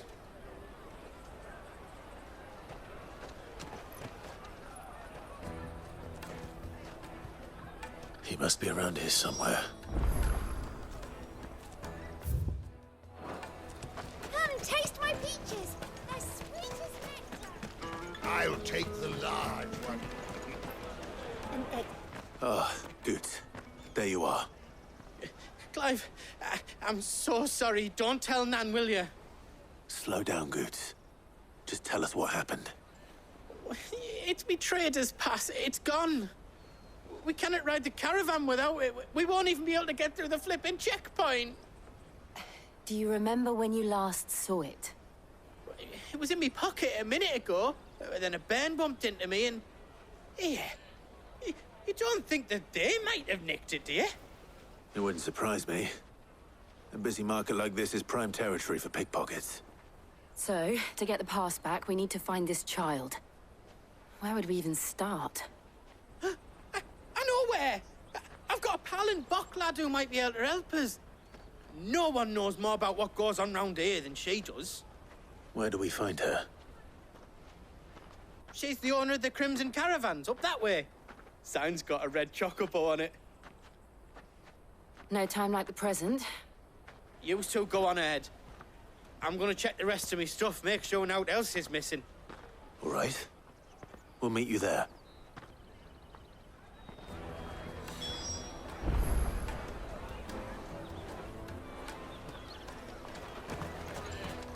Let's keep an eye out for this red chocobo, then.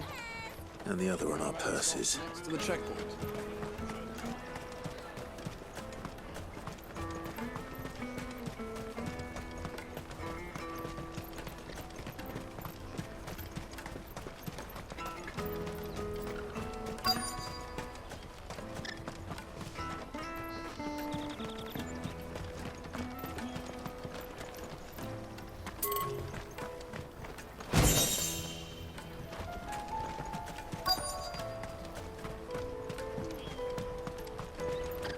Bloody Crimson Caravans, scooping up all the best.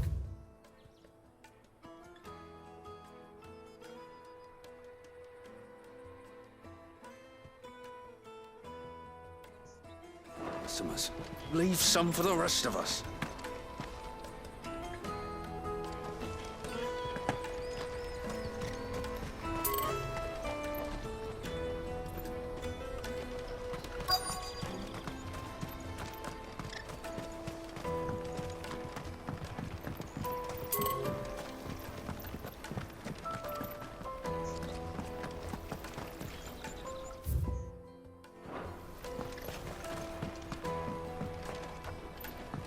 I hear the brothers found another victim.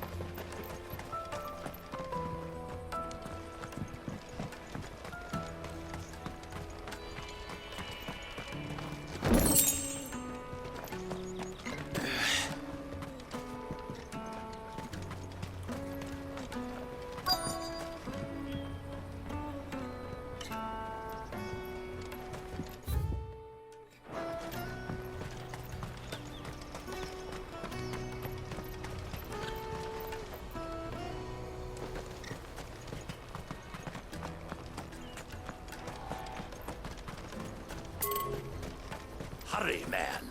I must leave for the Dominion post-haste. I am hurrying, my lord.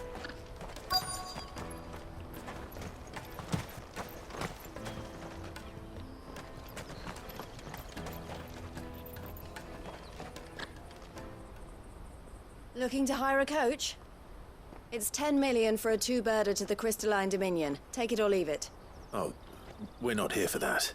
Then I bid you good day. Oh, wait! Don't go, El. He's me mate. As I live and breathe. Goots, what are you doing back in Boklad?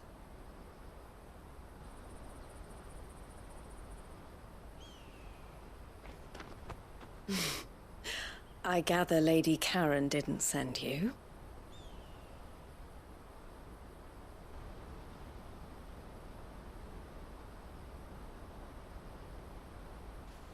So what trouble have you got yourself into this time? It's me trader's pass. It got stolen. By a little bairn. Of all the...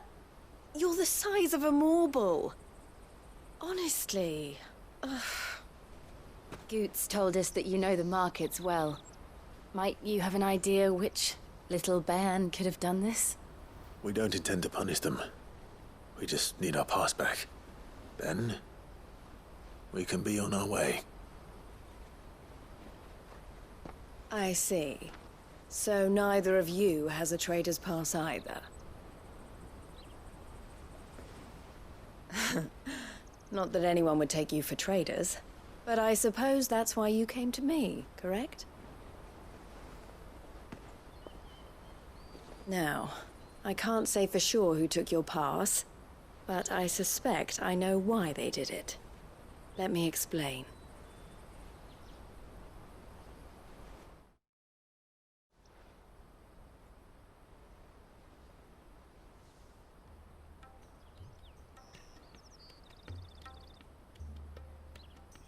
Ever since the Fist marched on the Dominion, the Republic has been clamping down on any commerce that might aid the Empire more than it does us.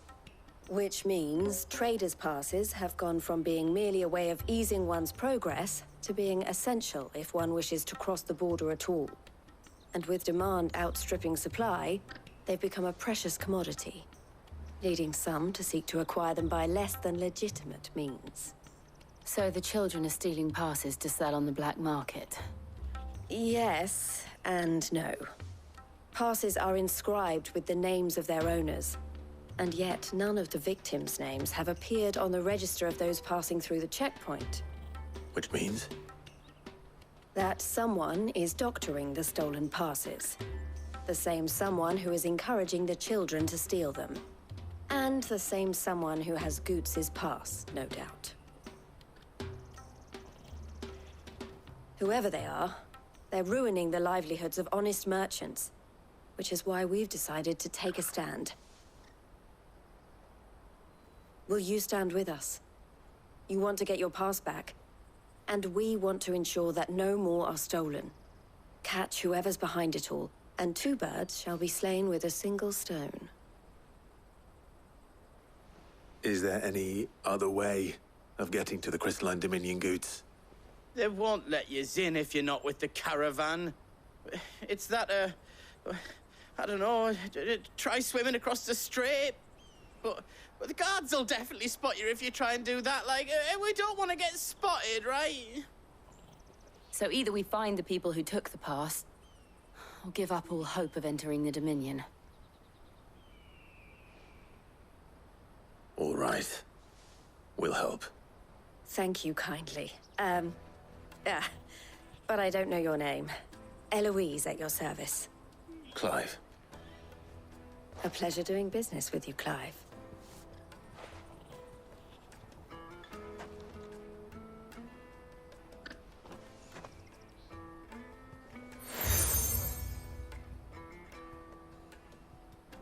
The proprietor of the furniture makers by the coach stop is spearheading the search. Wear that, and he will know you for a friend. I suggest that you speak with him first. The furniture makers. Understood.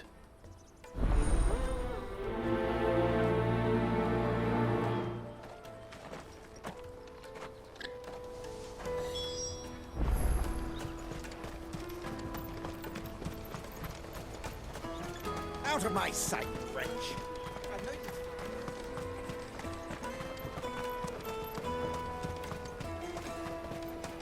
Come on, come all! Jug of snake spit for the road? The caravan stops next to the check. Are you the furniture maker? Looking for something in particular?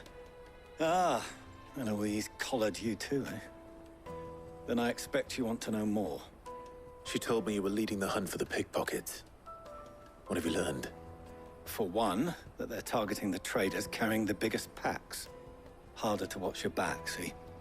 And less chance of the mark giving chase if they're spotted. Not that they'd be likely to catch them. Those imps know every inch of this warren like the backs of their hands. Their eyes must have lit up when they saw Goots. The fishmonger round by the gate's been trying to track down the children involved. You should go and have a word with her. Thank you. We will.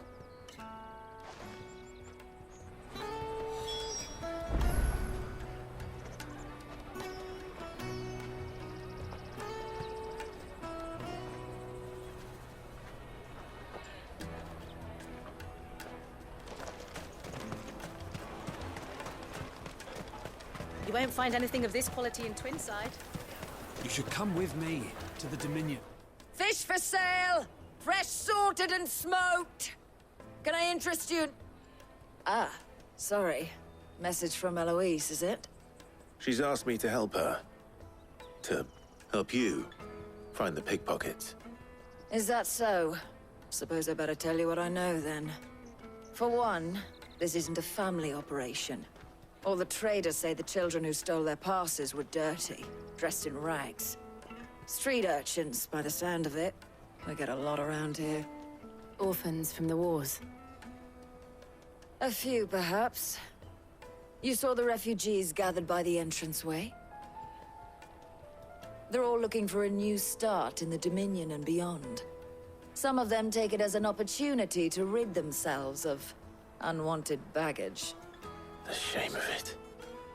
Whoever's behind this would have to have made themselves known to the children at some point. And so should we. You should start with the children around here, then. I doubt they're the ones involved, but they might have heard something. It's worth a try. All right, then. Questioning children. How hard can that be? You won't find anything of this quality in Twinside.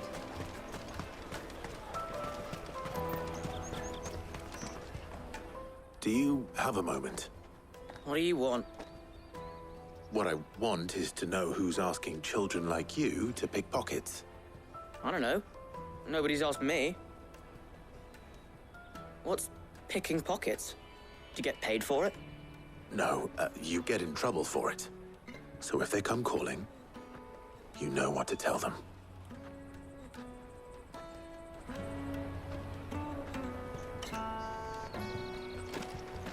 Caravan stops next. Excuse me? What do you want? I don't have any money. It's all right. We're not going to hurt you. We just want to talk. What about? We've heard that some very bad people are making children like you steal from travelers. We need to know who's behind it so we can stop them. I don't know much about it, really. But my friend, Hansa, he said he got a job doing something dangerous. Sounds promising. We need to find him and ask. Do you know where your friend might be? He's usually by the tents outside town. Thank you. You've been very helpful.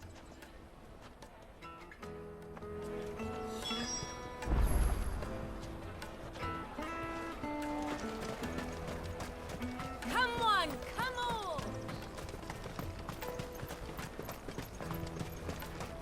Peaches and pears. Let me carry your goods. I'm cheap. Porter for hire. That's that, then. She must have meant the refugee camp. Let's hope he's still nearby. There are no crystals here. That big fat donkey was easy pickings. He wouldn't have noticed if we robbed his boots off him. Yeah. Wish we hadn't handed over the pass, though. Could use one of those things to get out of this dump. Chance would be a fine thing. The moment they found out, they'd string us up by our guts. Would they now? Perhaps you'd like to introduce us to these charming characters. Shit! We're in trouble now! What do we do? You two get caught if you want. I'm off. Hansa, where are you going? So that was Hansa, eh? Jill, you watch these two. I'm going after him. All right.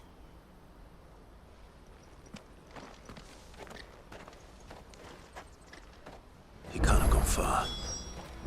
I need to find him before his employers do. Daddy, I'm hungry.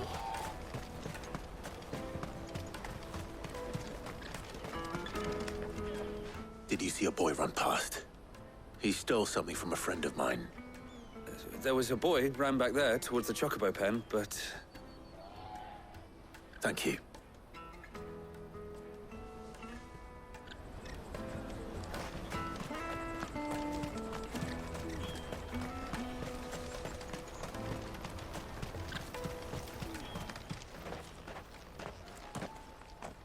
Oh, shit. I'm cornered. It's all right, Hansa. I'm not going to hurt you. I just want to ask you some questions. Fine. Not like I've got a choice. I'm looking for the people who are making you steal for them. Who are they? Called themselves the Carstones. They said they'd give me a good gill if I did what they told me. I knew they were bad, but bread doesn't come for free. Didn't come at all half the time, before I started buzzing for them. You know, if I didn't do it, they'd just pick on someone else. Someone they could push around easier. Hansa. You found him then? Jill. Where are the other two? Eloise is watching over them. She sent Goots and I to look for you. You're... him! I haven't got your pass anymore, if that's what you're after. I gave it to the Carstones. Whatever you do to me, I can't get it back. Not that I go against them anyway. If it weren't for their guild, me and my mates would have starved.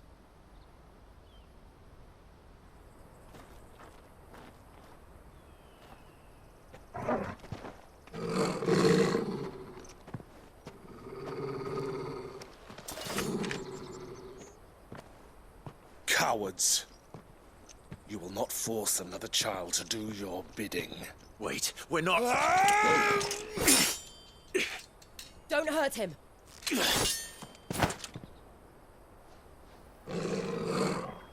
You're making a mistake. We're on the same side. Like hell we are. That brooch. Where did you get it? Master Theo? Goots.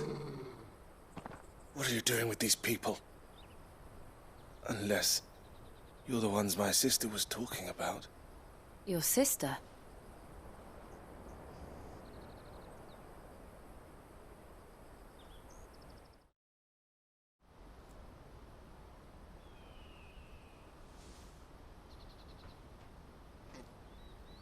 Eloise didn't tell us she had a brother. And why would she? I'm just her back and a blade. Theodore, at your service. Sorry about before. Theodore, what do you know of the cast stones? Vultures who have made Boklad their hunting ground. They prey on the desperate, stealing from those with gil and bullying those without it into joining their flock. I'd been looking into their activities in hope of sparing the refugees any further hardship. But it seems they've already stooped even lower than I'd feared. Hansa's a good lad. Don't blame him for what they've made him do. If he and his friends hadn't agreed to work for the stones, some other poor souls would have. On pain of death, most likely. Clive, was it? And my sisters asked you to help put an end to the pickpocketing. Then we all want the same thing.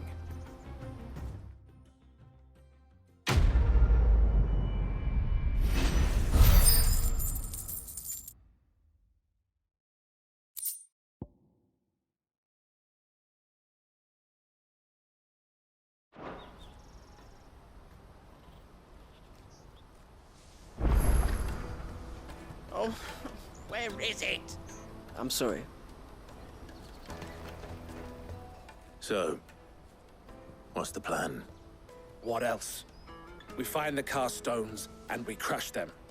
You get your trader's pass back, and I make Boklad a safe place again. All right then. All right then. Hansa, where are they camped? Don't worry. They'll never know you told us. Couldn't if I wanted to. They always come to town to collect the passes. Meet us outside the gate. I tried following them once, but they spotted me halfway down the trail. Said they'd string me up. We'll try it this time. Which way were they going? Back down the road towards Leitney's Cleft. To Leitney's Cleft, then.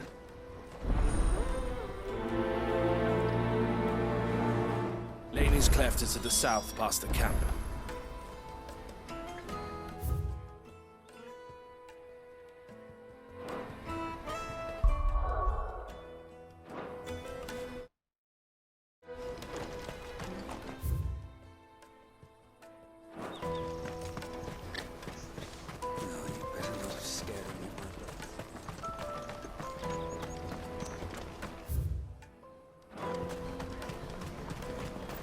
That's that then.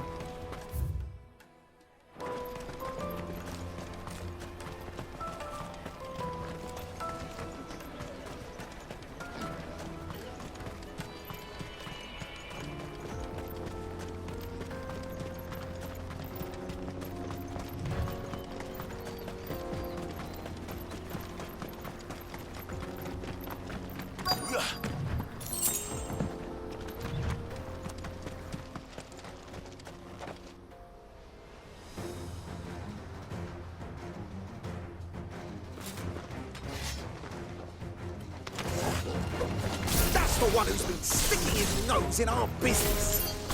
You should have minded your business.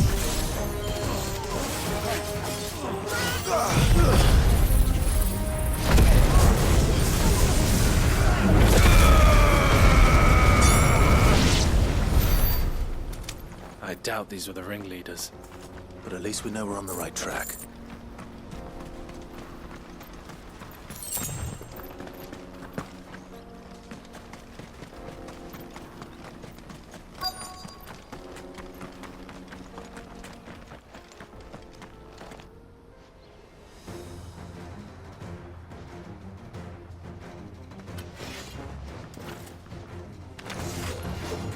We got company!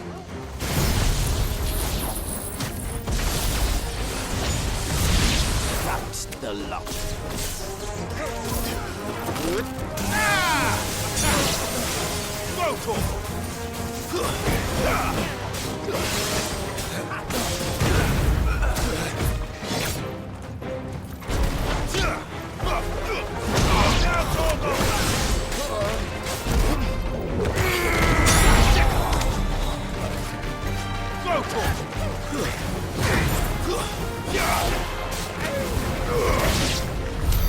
More foot soldiers. Fewer now.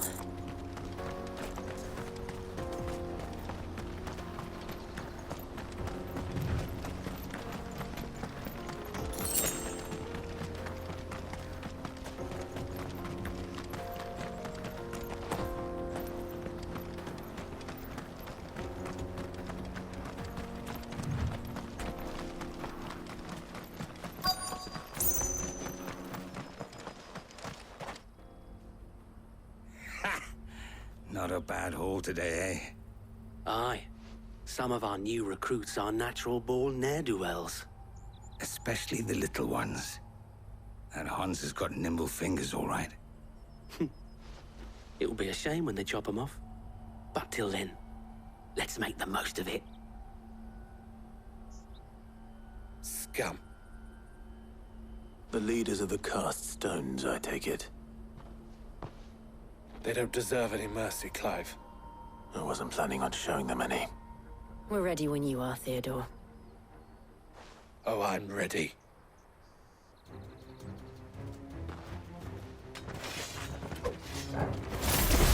Fuck! It's that guard from Bocklad! Kill him! Kill them all! Over here!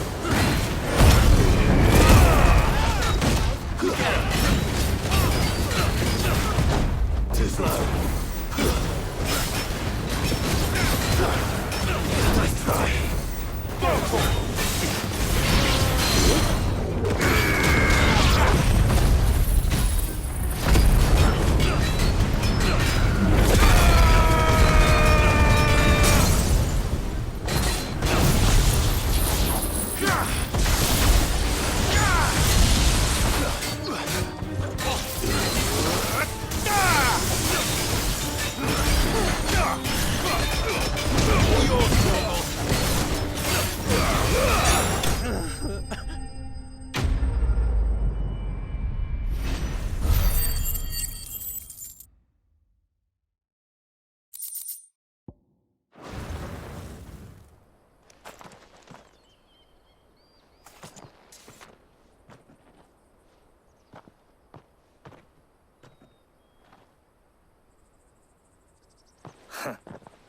And they say crime doesn't pay. Gold chains, rings, purses. And traders' passes. Dozens of them. Have the names been changed? Not yet. I recognize some of them. No doubt Goots's is somewhere among them. Now I just need to sort through it all and return everything to the people it was taken from. We should go and give Eloise the good news. Can we leave things here in your hands, Theodore? Of course. Oh, and, be sure to tell her of the part I played, won't you? We'll be glad to.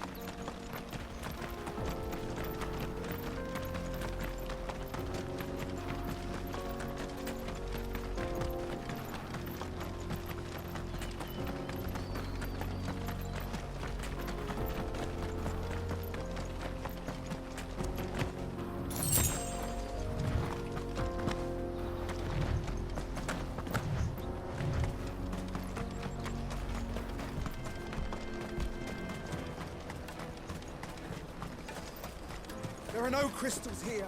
Daddy, I'm hungry.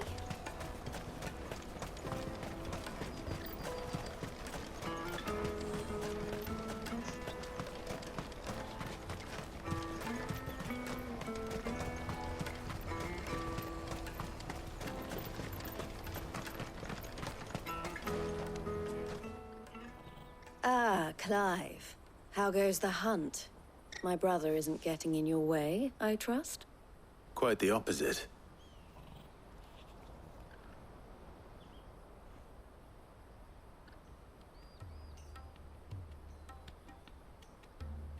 So it was the cast stones who were behind it all. Theo told me he'd been on their trail. And their demise solves 3 problems at a stroke. That of the pickpockets, the bandits pulling their strings, and the passes they were stealing. I only hope yours is among the items you recovered. Only time and Theo's return will tell. Speaking of whom, welcome home, dear brother. You are too kind, Eloise. Here, Clive. Goods' pass. Ask him to keep a closer eye on it from now on, would you? I will. Thank you. El, I've asked our boys to carry the rest of the goods back. Can I count on your help in sorting through it all? Of course. I'll make some space in the storeroom. I expect you'll soon be on your way then. But it wouldn't do to leave without introducing yourself properly. Would it now? Sid. Don't look so shocked. We're on the same side. I don't understand. As you now know all too well, we at the Crimson Caravans are always happy to help those in need. For a small fee, we will move anything that needs moving. Be that goods to market, or bearers away from it. I was the first my sister helped escape. If it wasn't for her, I'd have been branded as a boy. I had no idea. It just so happens that we are seeking to expand our operation. And who better to join forces with than the leader in the field? Wouldn't you agree, Theo? I would. It seems our purpose is the same in more ways than one. So what would you say to working together again? It would be our pleasure. And our honor. The honor is ours. Here, Clive. This is for you.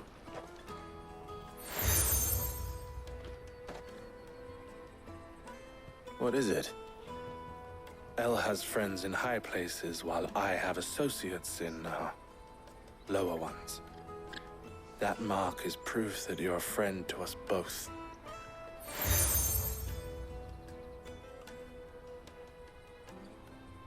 I shall bear it with pride. Well, all that remains is to wish you a safe onward journey. Goots' pass should secure you a place on the caravan, but if you encounter any difficulties, we would be delighted to provide you with a coach of our own. For a discounted price, of course. Say, 9 million? We'll try the caravan.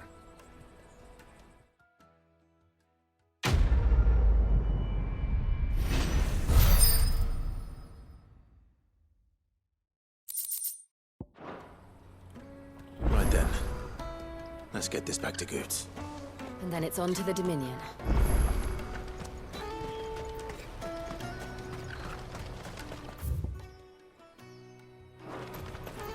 Pardon me, but would you have that well-notched steel and impressive physique? I have need of a sword for hire, and yours looks to be a weapon well worth the coin. Might you be convinced to offer me the use of those formidable arms? How exactly do you intend to use them? Well, being something of a scholar of Zemeckis history, I wish to investigate the ruins near the city. And I require a rugged companion, lest I find myself waylaid by ne'er-do-wells or the beasts sent to roam the area. Should you accept, you will not only earn yourself material wealth, but partake of the true treasure that awaits us there. The rich and storied history of Zemeckis. Well, were you ever party to a finer proposition? My arms are yours. Wonderful. Then come. We must away. But where are we going? Along the old Zemeckis Road, and from there, onward to discovery. Quickly! There is not a moment to lose. Wait. Good luck with your ne'er-do-wells.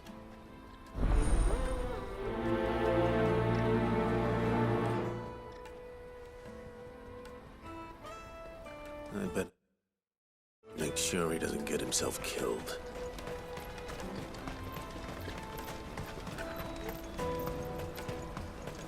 That's that then.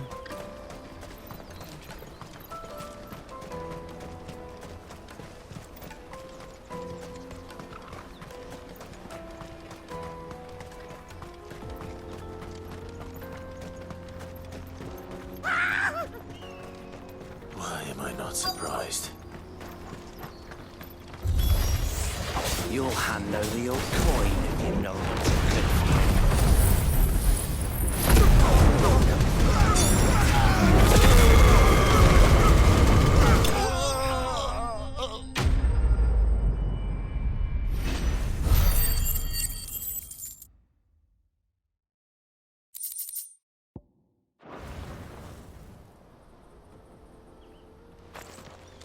Are you hurt? Happily not, good sir. Thanks to your timely intervention. More importantly, we have arrived. Now, feast your eyes upon the marvel before us. Ruins, a relic of the fallen civilization. A sight so common that man is oft blinded to its wonder. Colossal vessels, dashed from the very heavens. Airships, we call them, with very little thought to what wonders such a word might describe. Oblige me if you would. Does anything strike you as peculiar about this particular specimen? Though we ourselves find fallen ruins to be nigh indestructible, whatever gouged the final sin from the rock cleaved clean through the structure you see before you. A tantalizing mystery, no doubt, but merely one of countless enigmas in which Zemeckis history is steeped. Come, good sir. Our expedition continues, and we still have much to learn.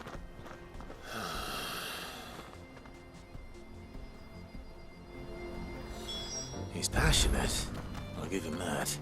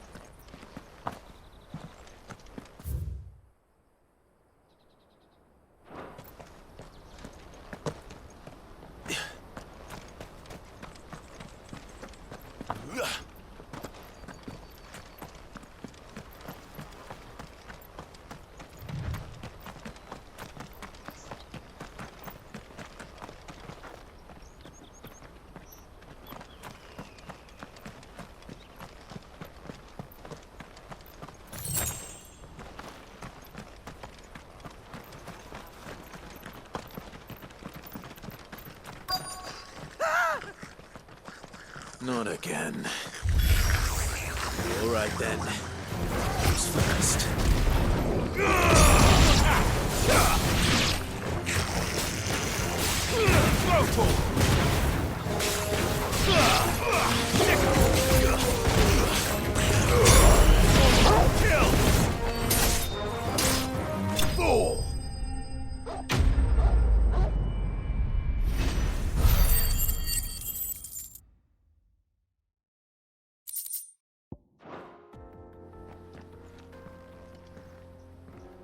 You're going to get yourself killed. Oh, that would not do. That would not do at all. Not when such majesty stretches out before us. Behold, the final sin in all its glory. As Moss tells us, a battle was fought here in ancient times. A battle of such ferocity that it tore a great crater in the very land upon which it was waged. In reaching for their holy sanctum, did man enrage the gods, and great was the vengeance that was rained down upon him. Alas, the full truth of the matter is lost to time, though I live in hope that I might see it discovered.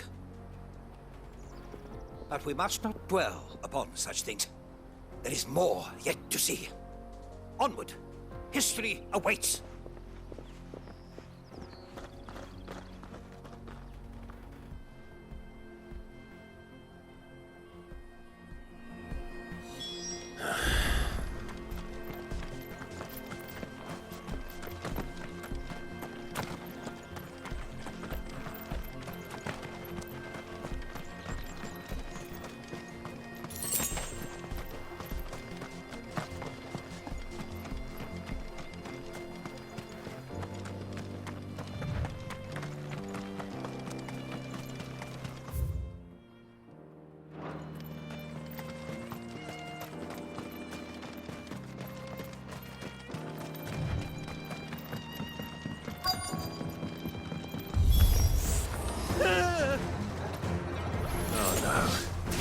Really got himself into trouble this time.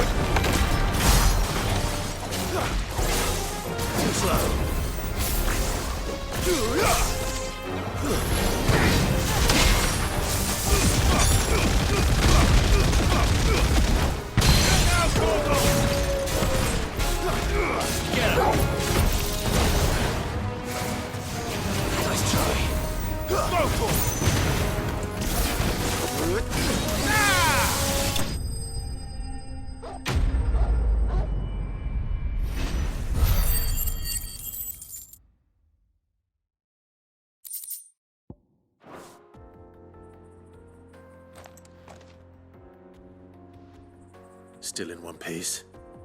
It would seem so. Once more I am in your debt, and once more you impress me with your prowess. These were no ordinary foes, but ones we in the field call echoes. Though Moss the Chronicler concurs with the legends in attributing the fall of Zemeckis to a wrath wrought upon mankind by the gods, he offers little in the way of explanation. Could the ruins we see before us here, in all their elaborate beauty, perhaps suggest an answer? Could the construction of such miraculous edifices have been considered an encroachment upon the province of the divine? Alas, all is mere speculation. But one day, perhaps, I will learn the truth. Not if you keep running headfirst into trouble. You are right, of course. And not only have you plucked me repeatedly from the jaws of death, you have proven yourself a willing audience to my ramblings. Glad to help, but didn't you say you came here to investigate something? I fear I may have rather overstated the case on that front. In truth, a captive ear was all I really desired. You see, even my fellow scholars have grown somewhat weary of my musings of late. And so I came upon the idea of purchasing a companion. A captive audience, if you will. That's what this was all about. I am afraid so. And now, my good man, it is high time we returned whence we came. Fine. Just don't go running off this time.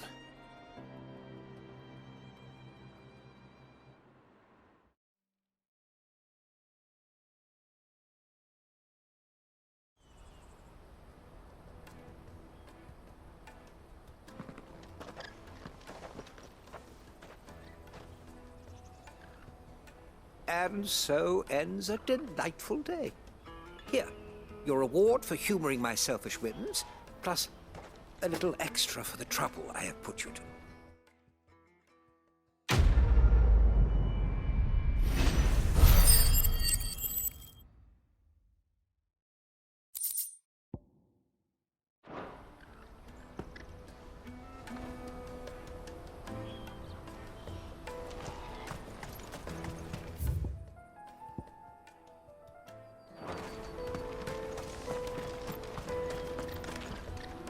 I see you've been of some assistance to Eloise. Perhaps you can extend me the same kindness? Perhaps. What would I be doing? Finding someone. You see, I've been having trouble with thieves, and despite the many pains I've taken, I can't stop them from rummaging through my packs. I was griping about my lot to a friend of mine a few days back, and he offered to track the culprits down. Now, Joseph's a sellsword, and a good one at that. But he's been gone days, and I'm beginning to fear the worst. Any idea where his search for the thieves might have taken him? The old Zemeckis Road, perhaps? He doubted they would be fool enough to linger here in Boklad. Joseph's lived a hard life. Made him grey long before his time. I just pray he hasn't been killed over a few sacks of grain. Can't imagine there are too many grey-haired sellswords around. Hopefully someone will have seen him.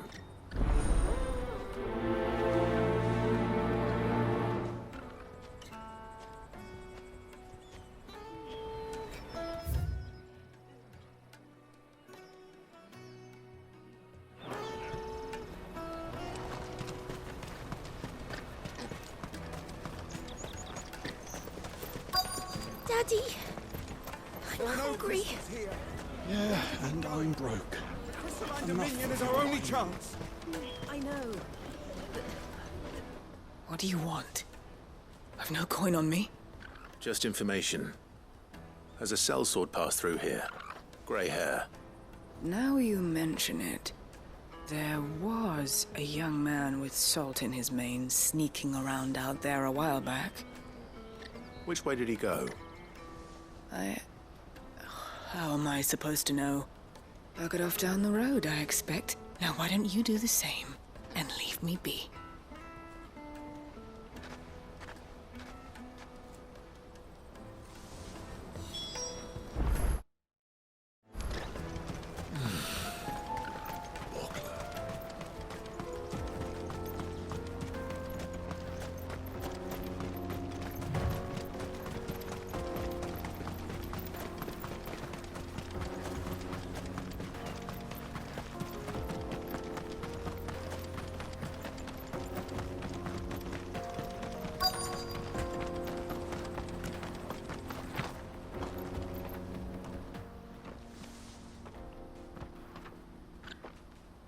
We don't want any trouble. Neither do I. I'm looking for someone. A grey-haired mercenary. Well, we haven't seen him. Yes, we have. We saw him climbing up the rocks. Those ones, over there. Maybe he found his thieves. Mum won't let me near them. She said there's goblins up there, and that they eat little boys for dinner. Shush now. You've said quite enough already. I only told him what you said. I'd listen to your mother if I were you.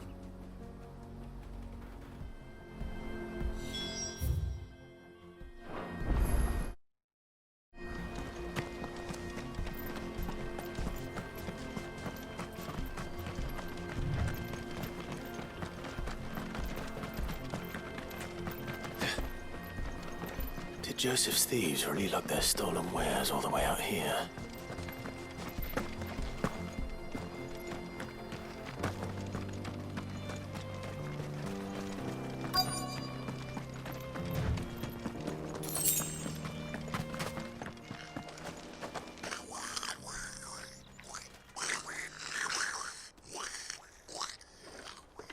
I think we've found our thieves.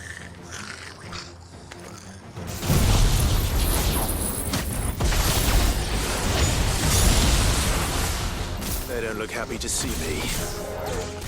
Get him!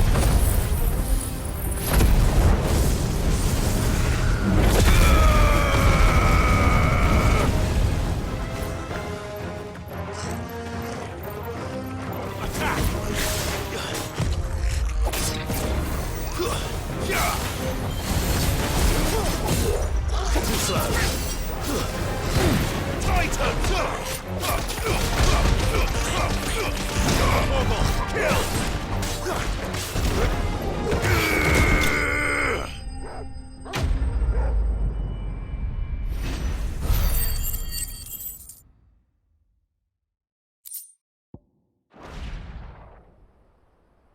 Let's get this over with. Stop! Don't kill him, he's just protecting his home. Joseph? So the boy was right. I don't know you. Your porter friend sent me to find you. She was worried you might have got yourself killed. Have I been gone that long? It wasn't hard finding the thieves. The problem was knowing what to do with them when I did. I take it things are more complicated than they appear.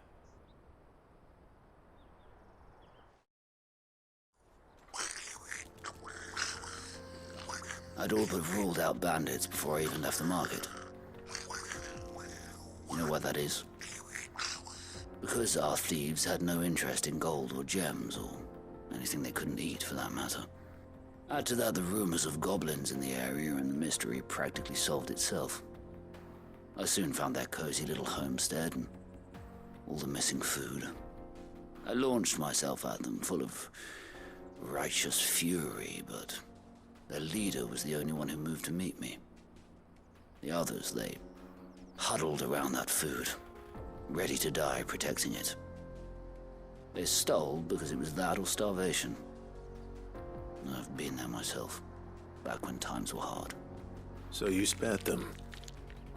And earned their trust into the bargain by the look of it. These goblins aren't native to the area. They don't know how to survive such barren lands, so I've been teaching them.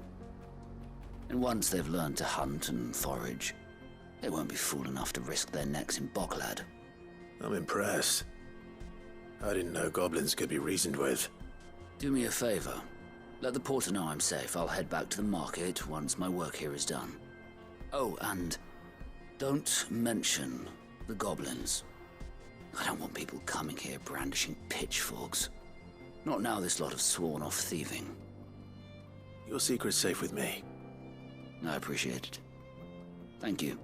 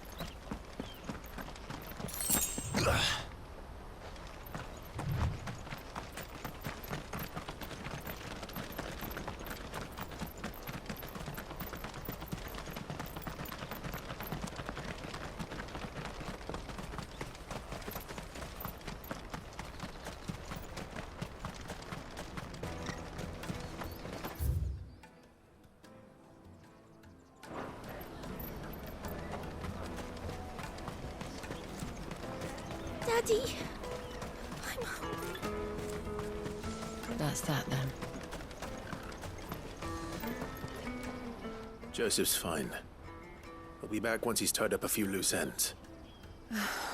That's a weight off my shoulders. He certainly knows his business. You found your thieves all right. And I dare say they won't be coming back. A good man to have around, that Joseph.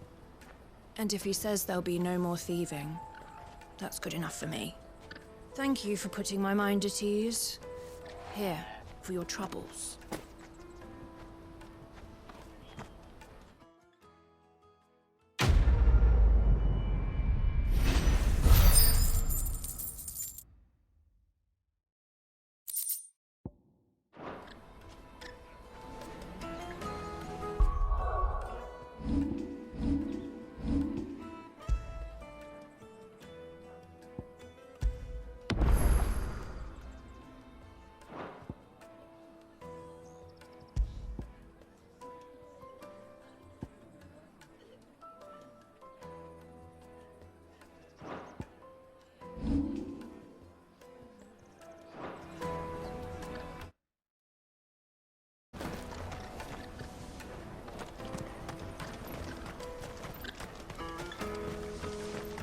man.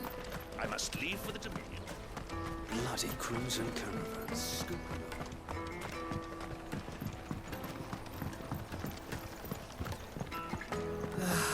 If our new arrivals... Now I just need to see about getting the word out to everyone. I want to know right away. Bad news. Good, actually. Something worth celebrating for a change. Only trouble is, the serving girl's still new to the job, so I can't leave her while I go and invite those I'd like to celebrate with. What exactly are you celebrating, if you don't mind me asking? I've come by a particularly fine bottle of red. A Gotan 66, no less. Gotan Rouge is the only good thing to have ever come out of the Empire. And most wouldn't part with a 66 if you held a knife to their throats.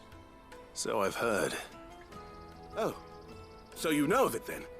Clearly you're a gentleman of taste. A gentleman who might sympathize with my predicament, perhaps? Would you pass the good news to a few friends of mine? I'll give you a little something for your time, of course. Sounds simple enough. So you'll do it? Marvelous. Thank you. You won't need to go far. All three of them should be right here in the market. There's Aldrich the porter, Milan the butcher, and Bolek, a guard over at the north gate. Three of the finest fellows in Boklad, if you ask me. Tell them to come to the tavern when they've finished for the day. Stop by again when you let them know, and I'll give you your little something. I'll be right back.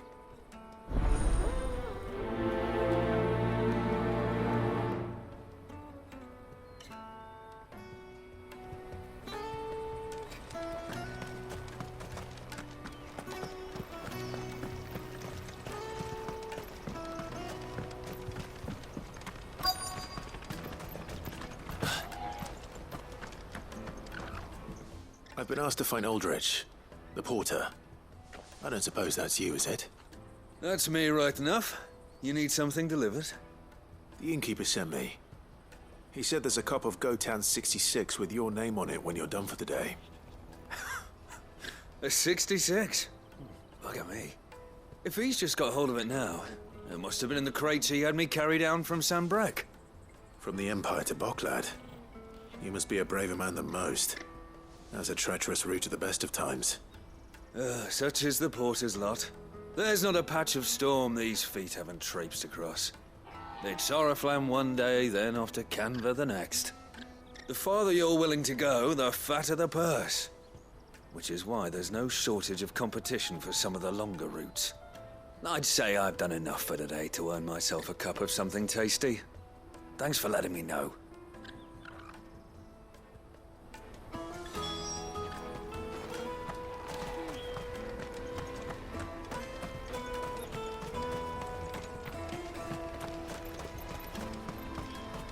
Out of my sight, wretch!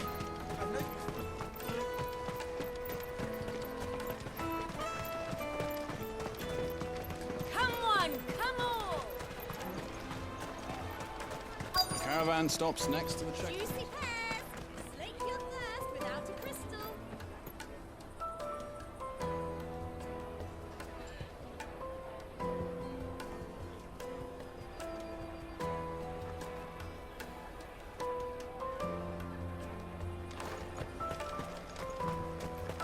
What I really want to eat. Come, taste my peaches. Let us through! I'm looking for Bolek. I was told he'd be guarding the gate. Well, you found him. You're not here to enlist, I take it? The innkeeper sent me. He's just taken delivery of a rare vintage, a Gotan 66.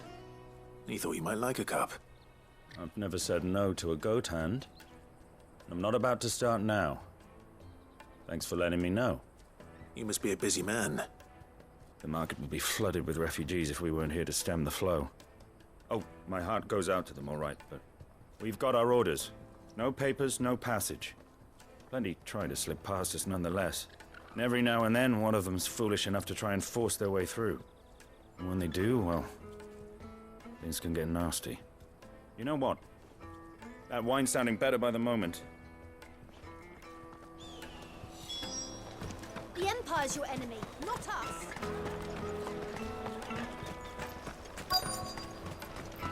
You won't find anything of this quality in Twinside. Are you Milan, the butcher? That's me. What can I do for you? The innkeeper's just had a special delivery. He thought you might like to join him for a cup of wine after you pack up for the day. He knows me only too well. And I've got a ham here that will go handsomely with a nice drop. Wine and ham to spare. Boklad clearly isn't suffering then. Comes with being the place everyone has to pass through to get to everywhere else. Those who travel the Crystal Road bring all manner of goods with them. We get meat from San Brec, herbs from Rosaria. Why, sometimes we even see curiosities from across the Narrow. My old man knew what he was about when he set up shop here all those years ago. Anyway, thanks for the good news. Oh, you know what? Maybe I'll shut up shop early. Wouldn't want to keep our friend waiting. Well done. I wonder if the innkeeper might spare a cup of that wine. Jug of snake spit for the road? Come on, come on!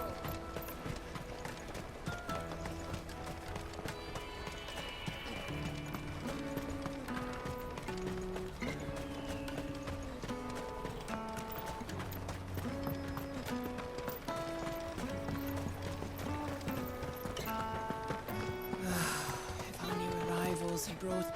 I spoke to your friends. They'll be along soon. That's fantastic news. Thank you kindly. It's been a while since we all sat down together. And the way I see it, that wine is as much theirs as it is my own. How so? Well, I wouldn't be serving anything but slops without Aldrich to go and fetch the good stuff for me. And then there's Milan, who always sends customers my way. And Bolek, an even-handed keeper of the peace, if ever there was one. Those three are the backbone of Boklad. Lose any one of them, and the market would soon fall apart. And without the market, I wouldn't have a single customer. I'd say that's worth a bottle of 66, wouldn't you? And more besides. Everyone needs a shoulder to lean on. Be they world-weary innkeepers or brooding swordsmen. Right, I'd better prepare for my guest's arrival. I hear you had me carrying a bottle of Gotan 66. If I'd have known, I would have sold the thing and lived like a lord. I'll settle for a cup, though, if you're in a sharing mood. A Gotan 60 bloody 6. Just as well I had something special of my own set aside. A bottle between the four of us might not be enough to drown our sorrows, but it can't hurt. Here they are, the three pillars of Boklad. Sit yourselves down, gentlemen. The woes of the world may be monstrous and many, but there's nothing like a few good friends to keep the misery at bay. Never a truer word spoken.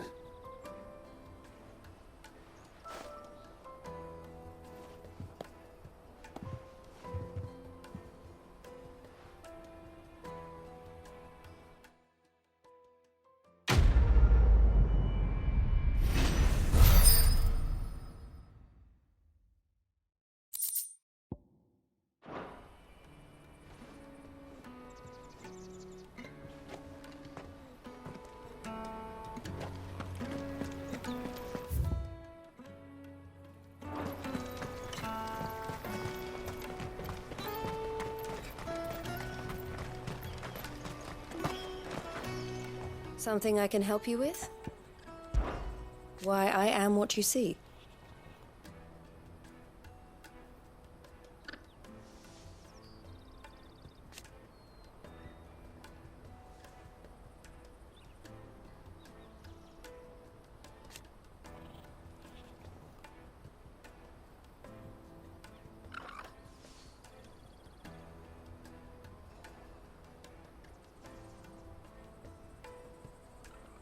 It can be a risky business.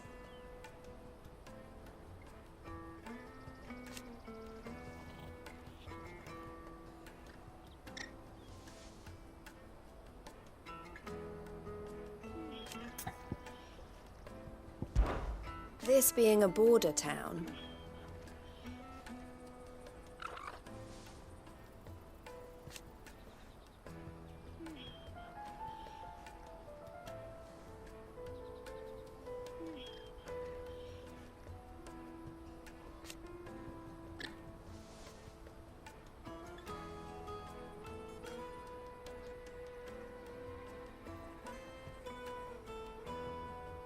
Or at least, it did.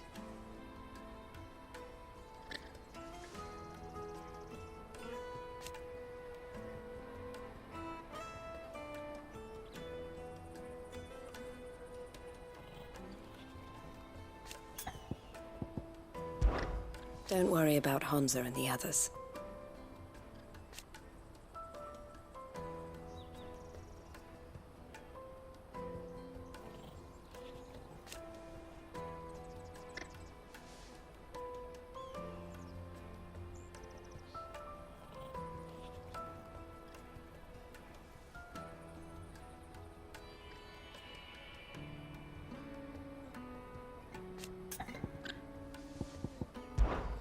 Best of luck, Sid.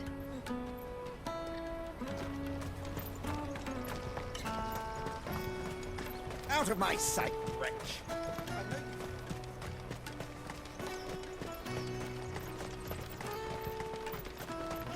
Come on, come on! Jug of snake spit for the road? The caravan stops Juicy next to the pears! Slake your thirst! What I really want. Here you are, good. Try not to lose it again. Me pass! You found it! Oh, thank you so much. Nan would have killed me if I'd come back without it. I'll have to say thanks to Elle and Theo, too. So should you, Hansa. You and your friends don't have to steal anymore. If anyone threatens you again, you know who to turn to. We do. And we already have. Miss Elle's given us a job shifting the chocobo shit out the stables. It's hard work, and the pay isn't half what we got from the stones. But if we stick at it, we'll keep ourselves fed. You stick at it, then. And Goots, I'm sorry for stealing your pals. That's all right. I've got it back now. And all's well that ends well, eh? You said you're trained to be a blacksmith, right? Well, I'm gonna be your first customer. I'm gonna save up all my gil and get you to make me a massive sword. I'll do me best. Till then, eh?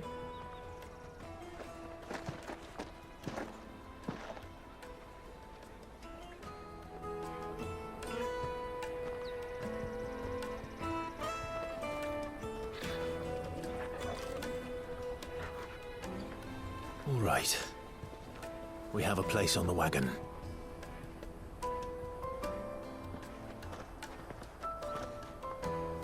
Remember, Goots, we're mercenaries. You hired us to protect you. Mercenaries. And you remember the plan? You're to ride all the way to Twinside. Jill and I will go with you as far as the outskirts, then find our own way in. I'll buy that stuff I need. Right. And we'll scout out the Imperial's defenses. There's a square with a big bell tower right in the middle of town. If you get lost, or out goes wrong, we can meet up there. All right. Let's go.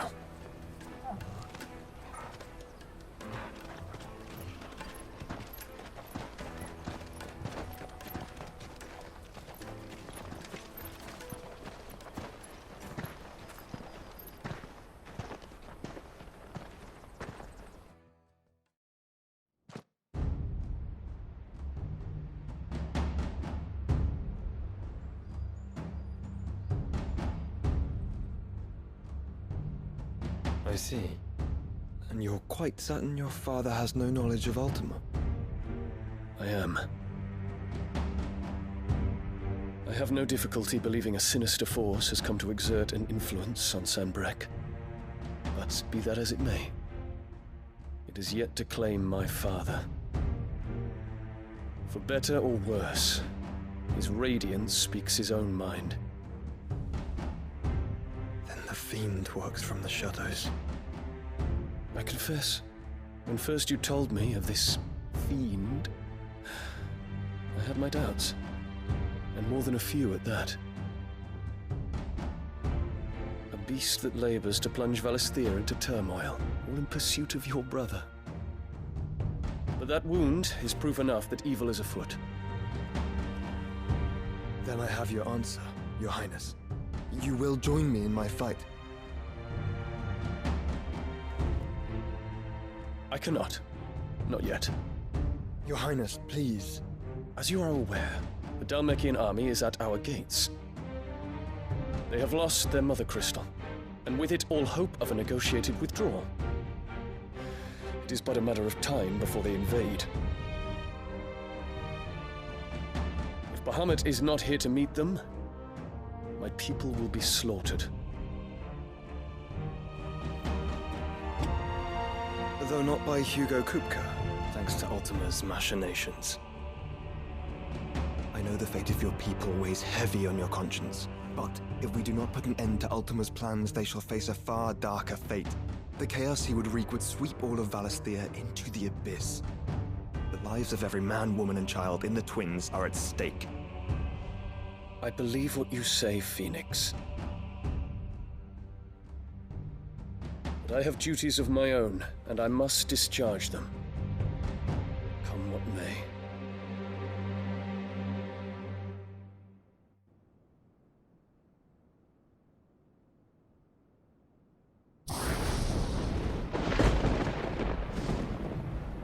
What do you know of my blood?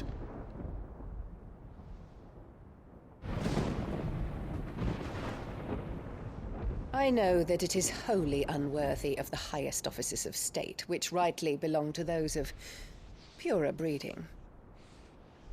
Alas. Your bloodline runs through the Oriflamme gutter, from a whore who weighed her child's worth in gil. Have you threatened my father? Of course not. I merely whispered in his ear that his mongrel son is plotting a rebellion. What? Sylvester listens to the words of his astrologers. And they have ears too. You have been feeding them your lies! Should you remain loyal to Emperor Olivier, his radiance may yet crown your head with laurel, and not with tar. Fork-tongued witch!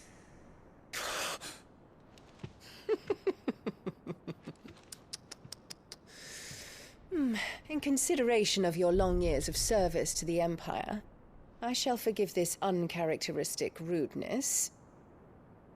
Now hurry and make ready, Your Imperial Highness.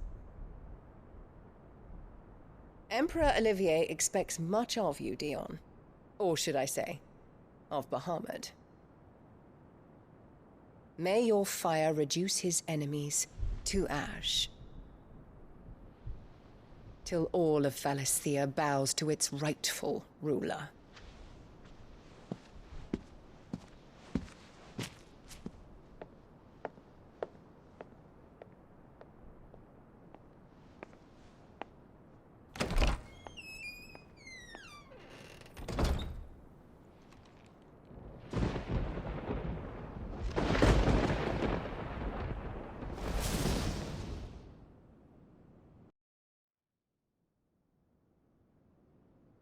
There is another darkness that has taken hold of Sanbreque. And until its grip is released, the flames of war shall spread ever wider, just as Ultima wishes. Forgive me. My family has caused you much grief. You are not her keeper, Phoenix.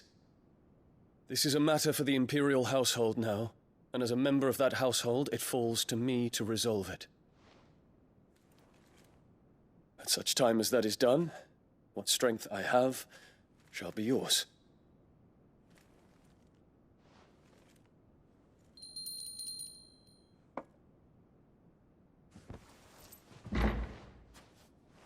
Thank you, Your Highness.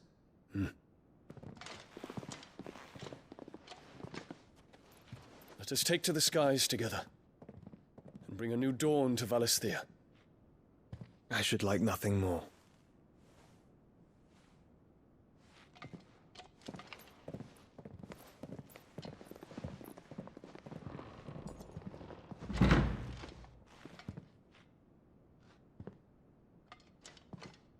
Terence.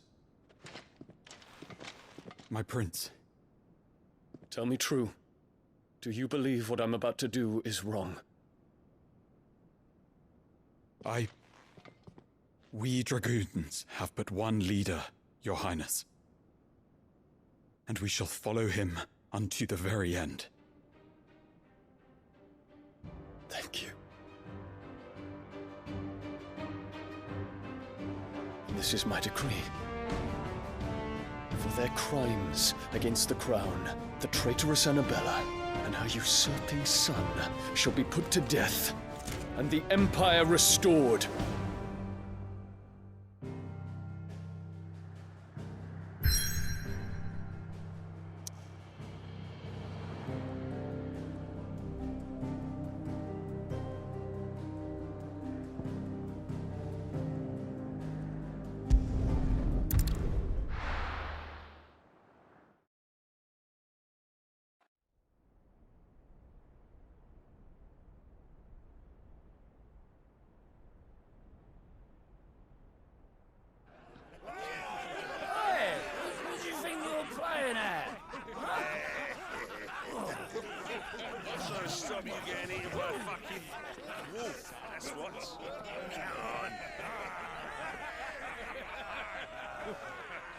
One would never guess that these people stood on the brink of war.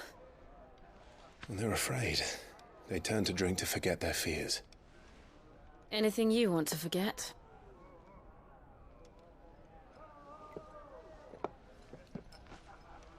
The harbor is empty, and half the market stalls too. The city may seem peaceful on the surface, but it's balanced on a knife edge.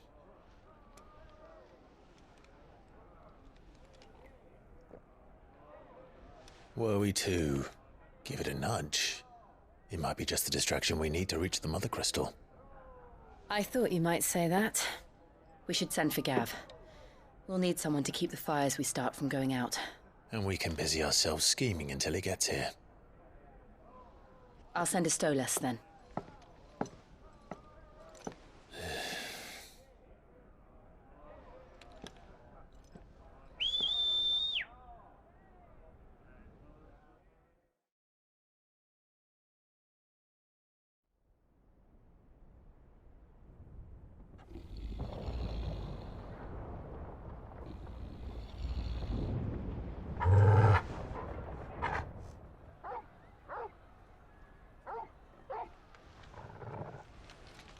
What is it, boy?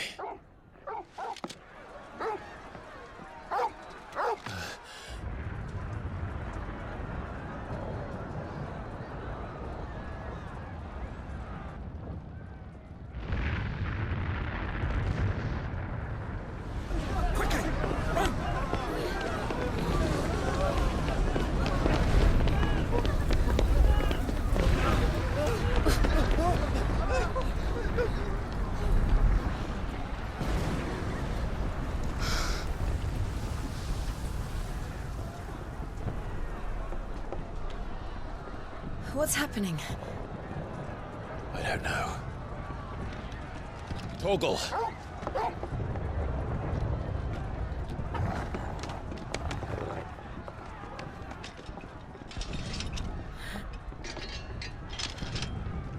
This way.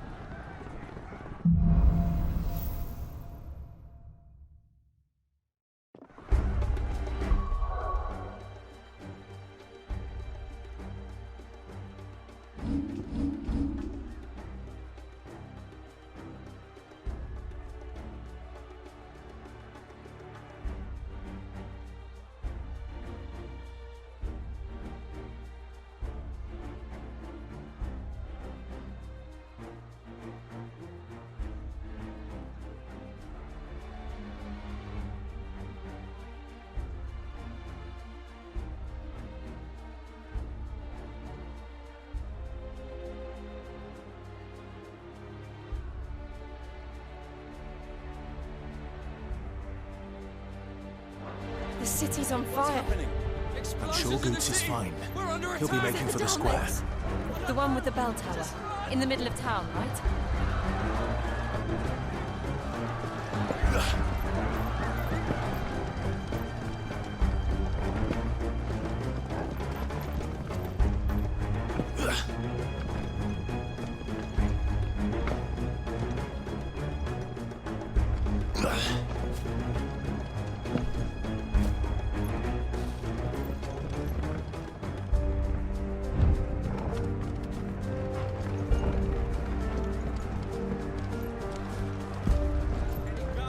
Watchman or sentry is to be slain on sight. But spare the citizenry. His Highness's orders were clear.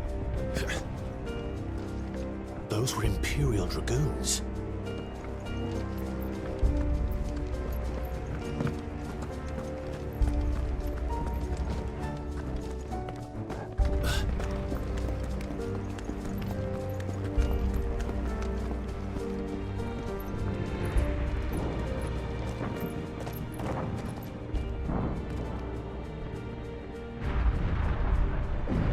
What in the hell is going on? Let's go and see. Right.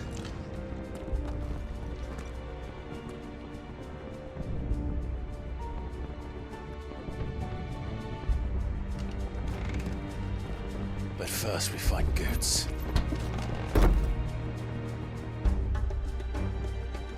I just hope he's all right.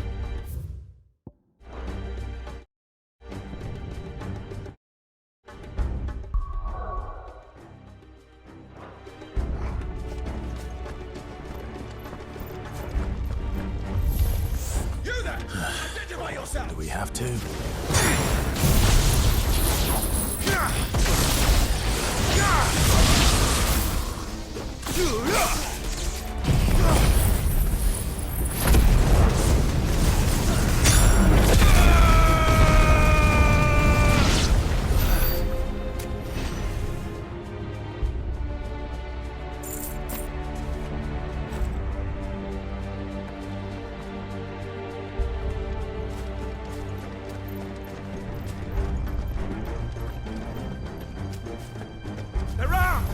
This might take a while.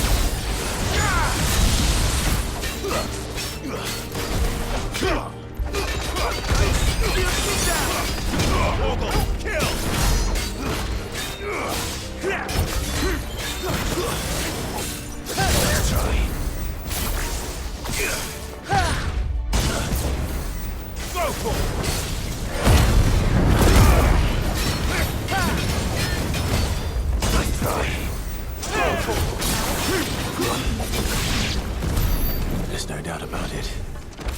They're Dragoons. What is this then? A civil war?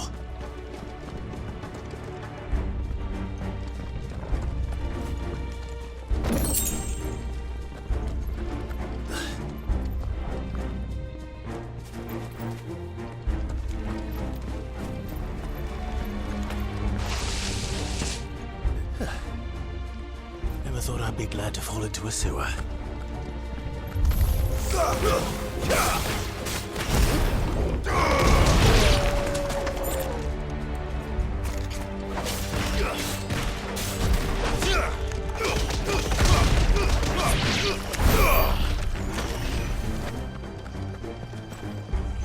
Ward secured, Captain.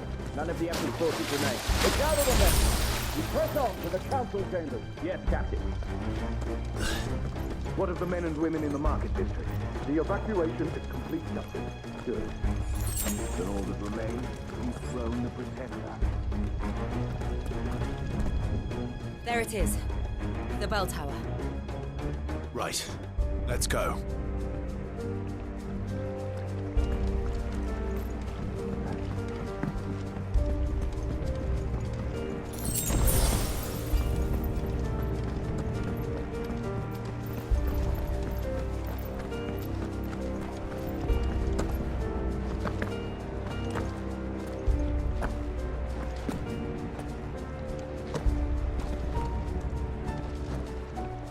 Ah, a goods lift.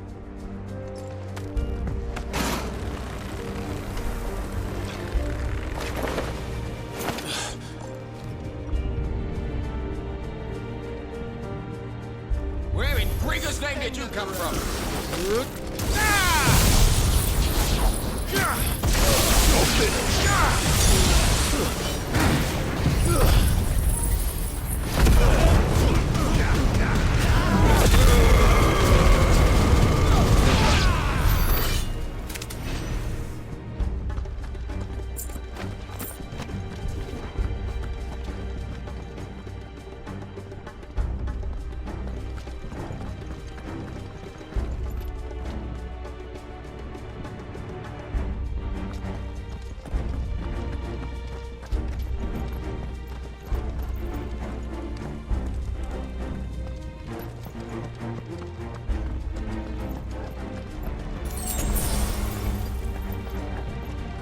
Intruders! Defend the gates! Over here!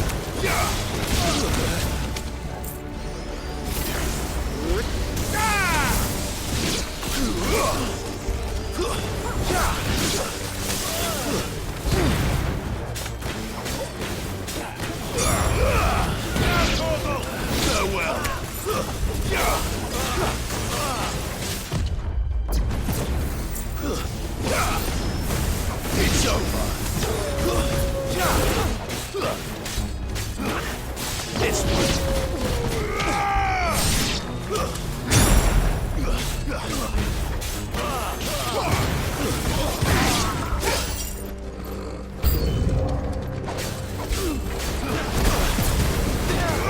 yours, Torgal.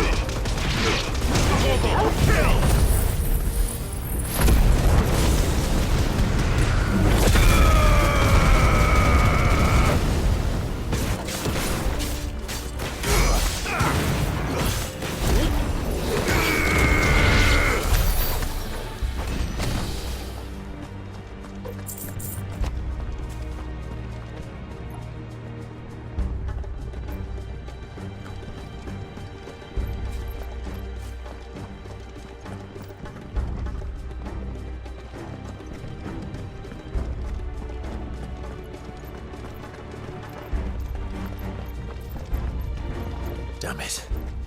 We'll have to find a way around.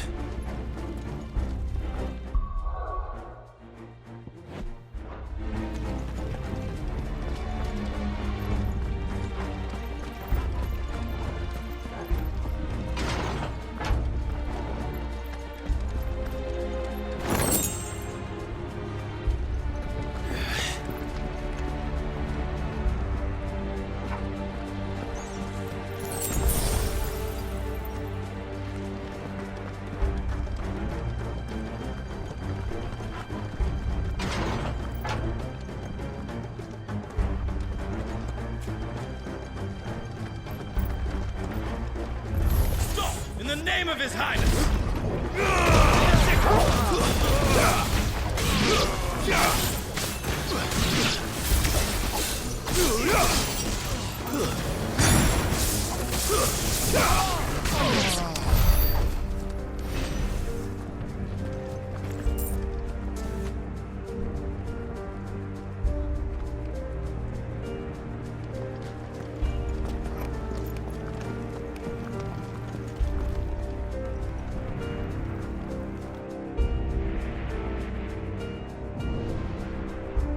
Hold on, kids. We're coming.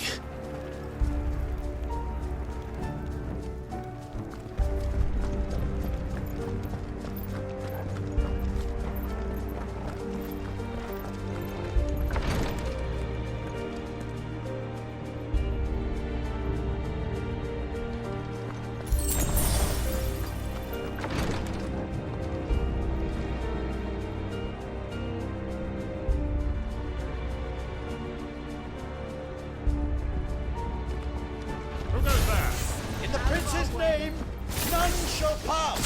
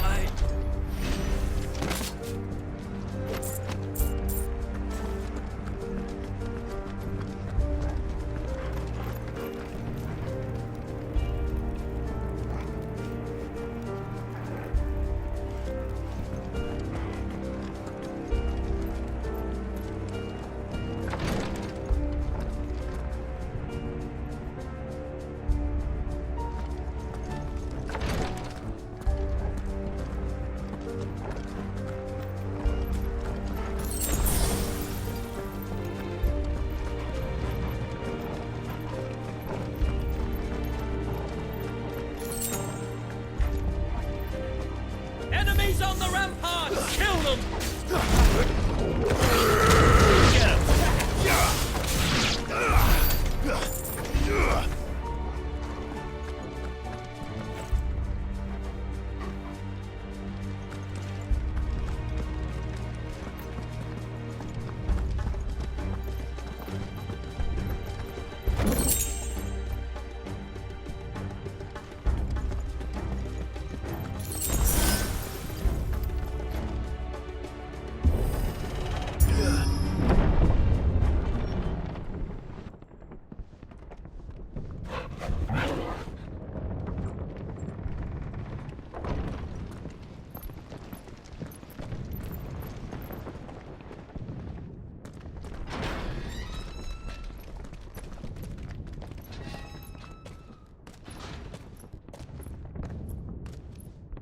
Can you see him anywhere?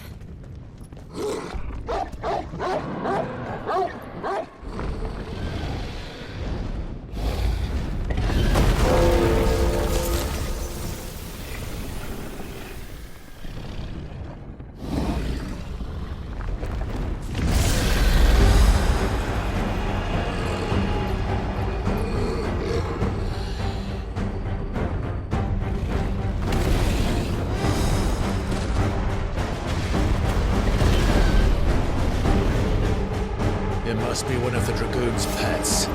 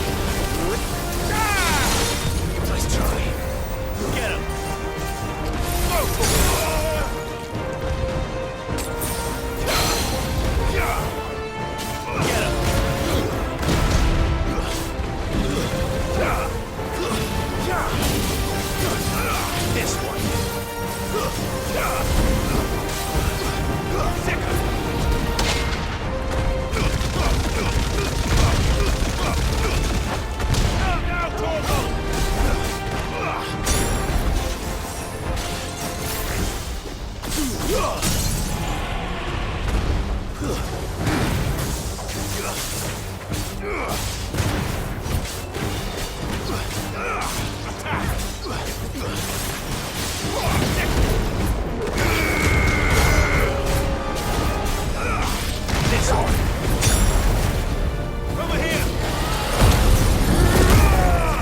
think it has something in store for us. Get ready to move.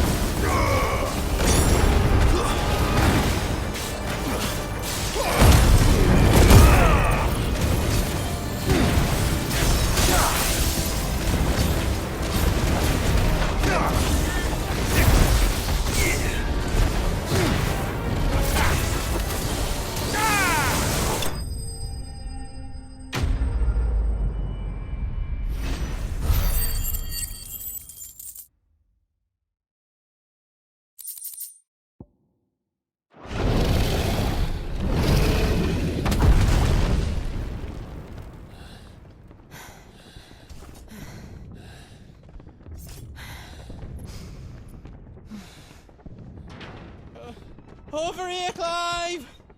Are yous alright? Goods, there you are. I didn't know there'd be a dragon. All right, let's get out of here.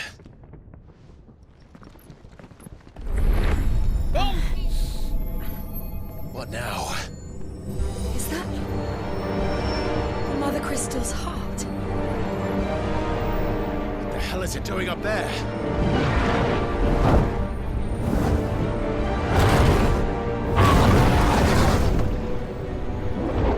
Bahamut.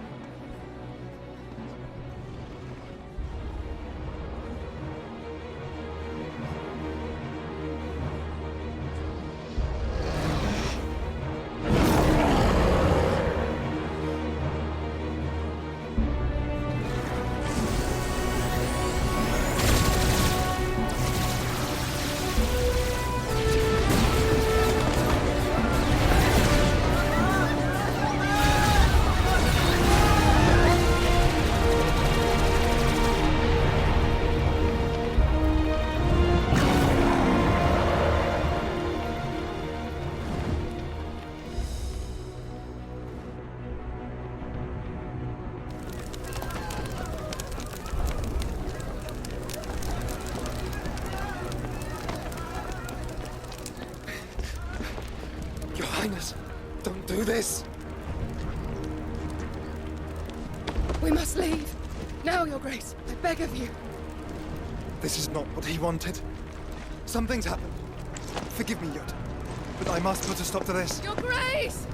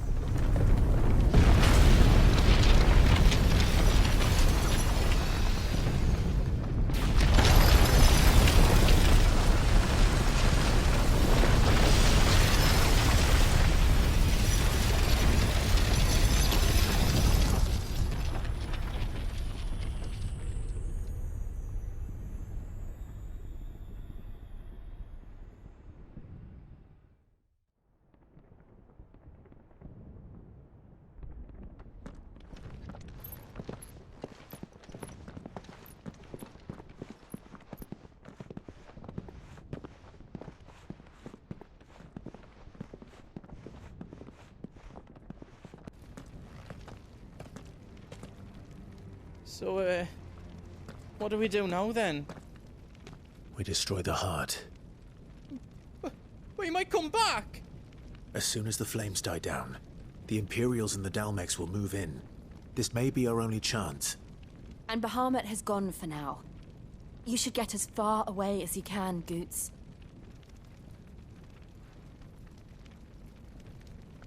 What? And leave you lot in the lurch? I can't do that. If you're staying, then so am I. I packed everything up before I made a run for it, so if there's out yous need, just ask. But I won't be giving it away for free. Nana'd never forgive us if I did. Thank you, Goots.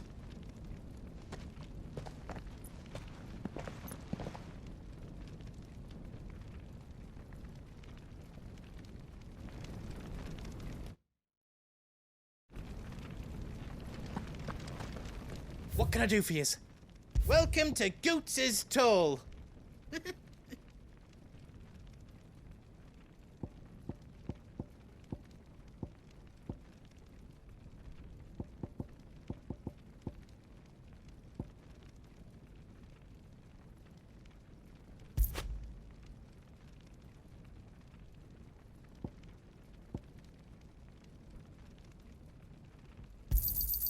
Righto, here you go.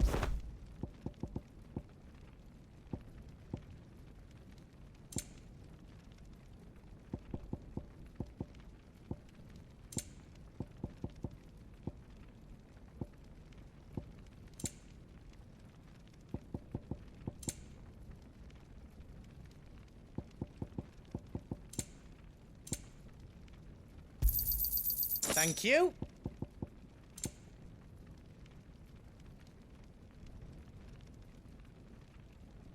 You've got everything you need then. Welcome to the Big Hammer. Finished, I think.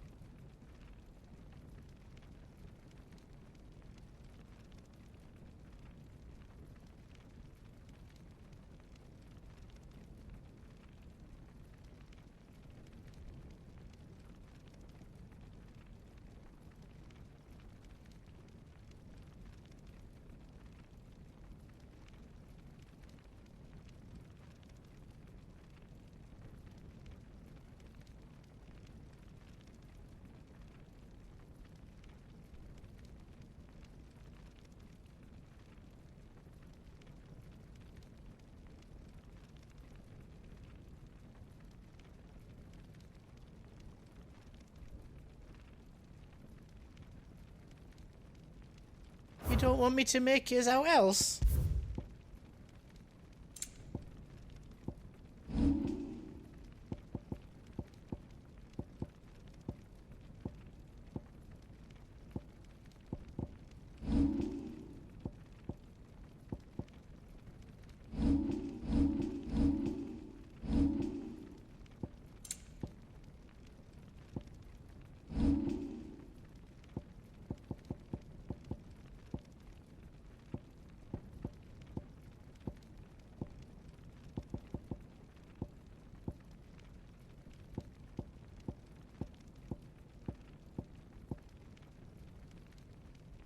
Anything else I can make for you?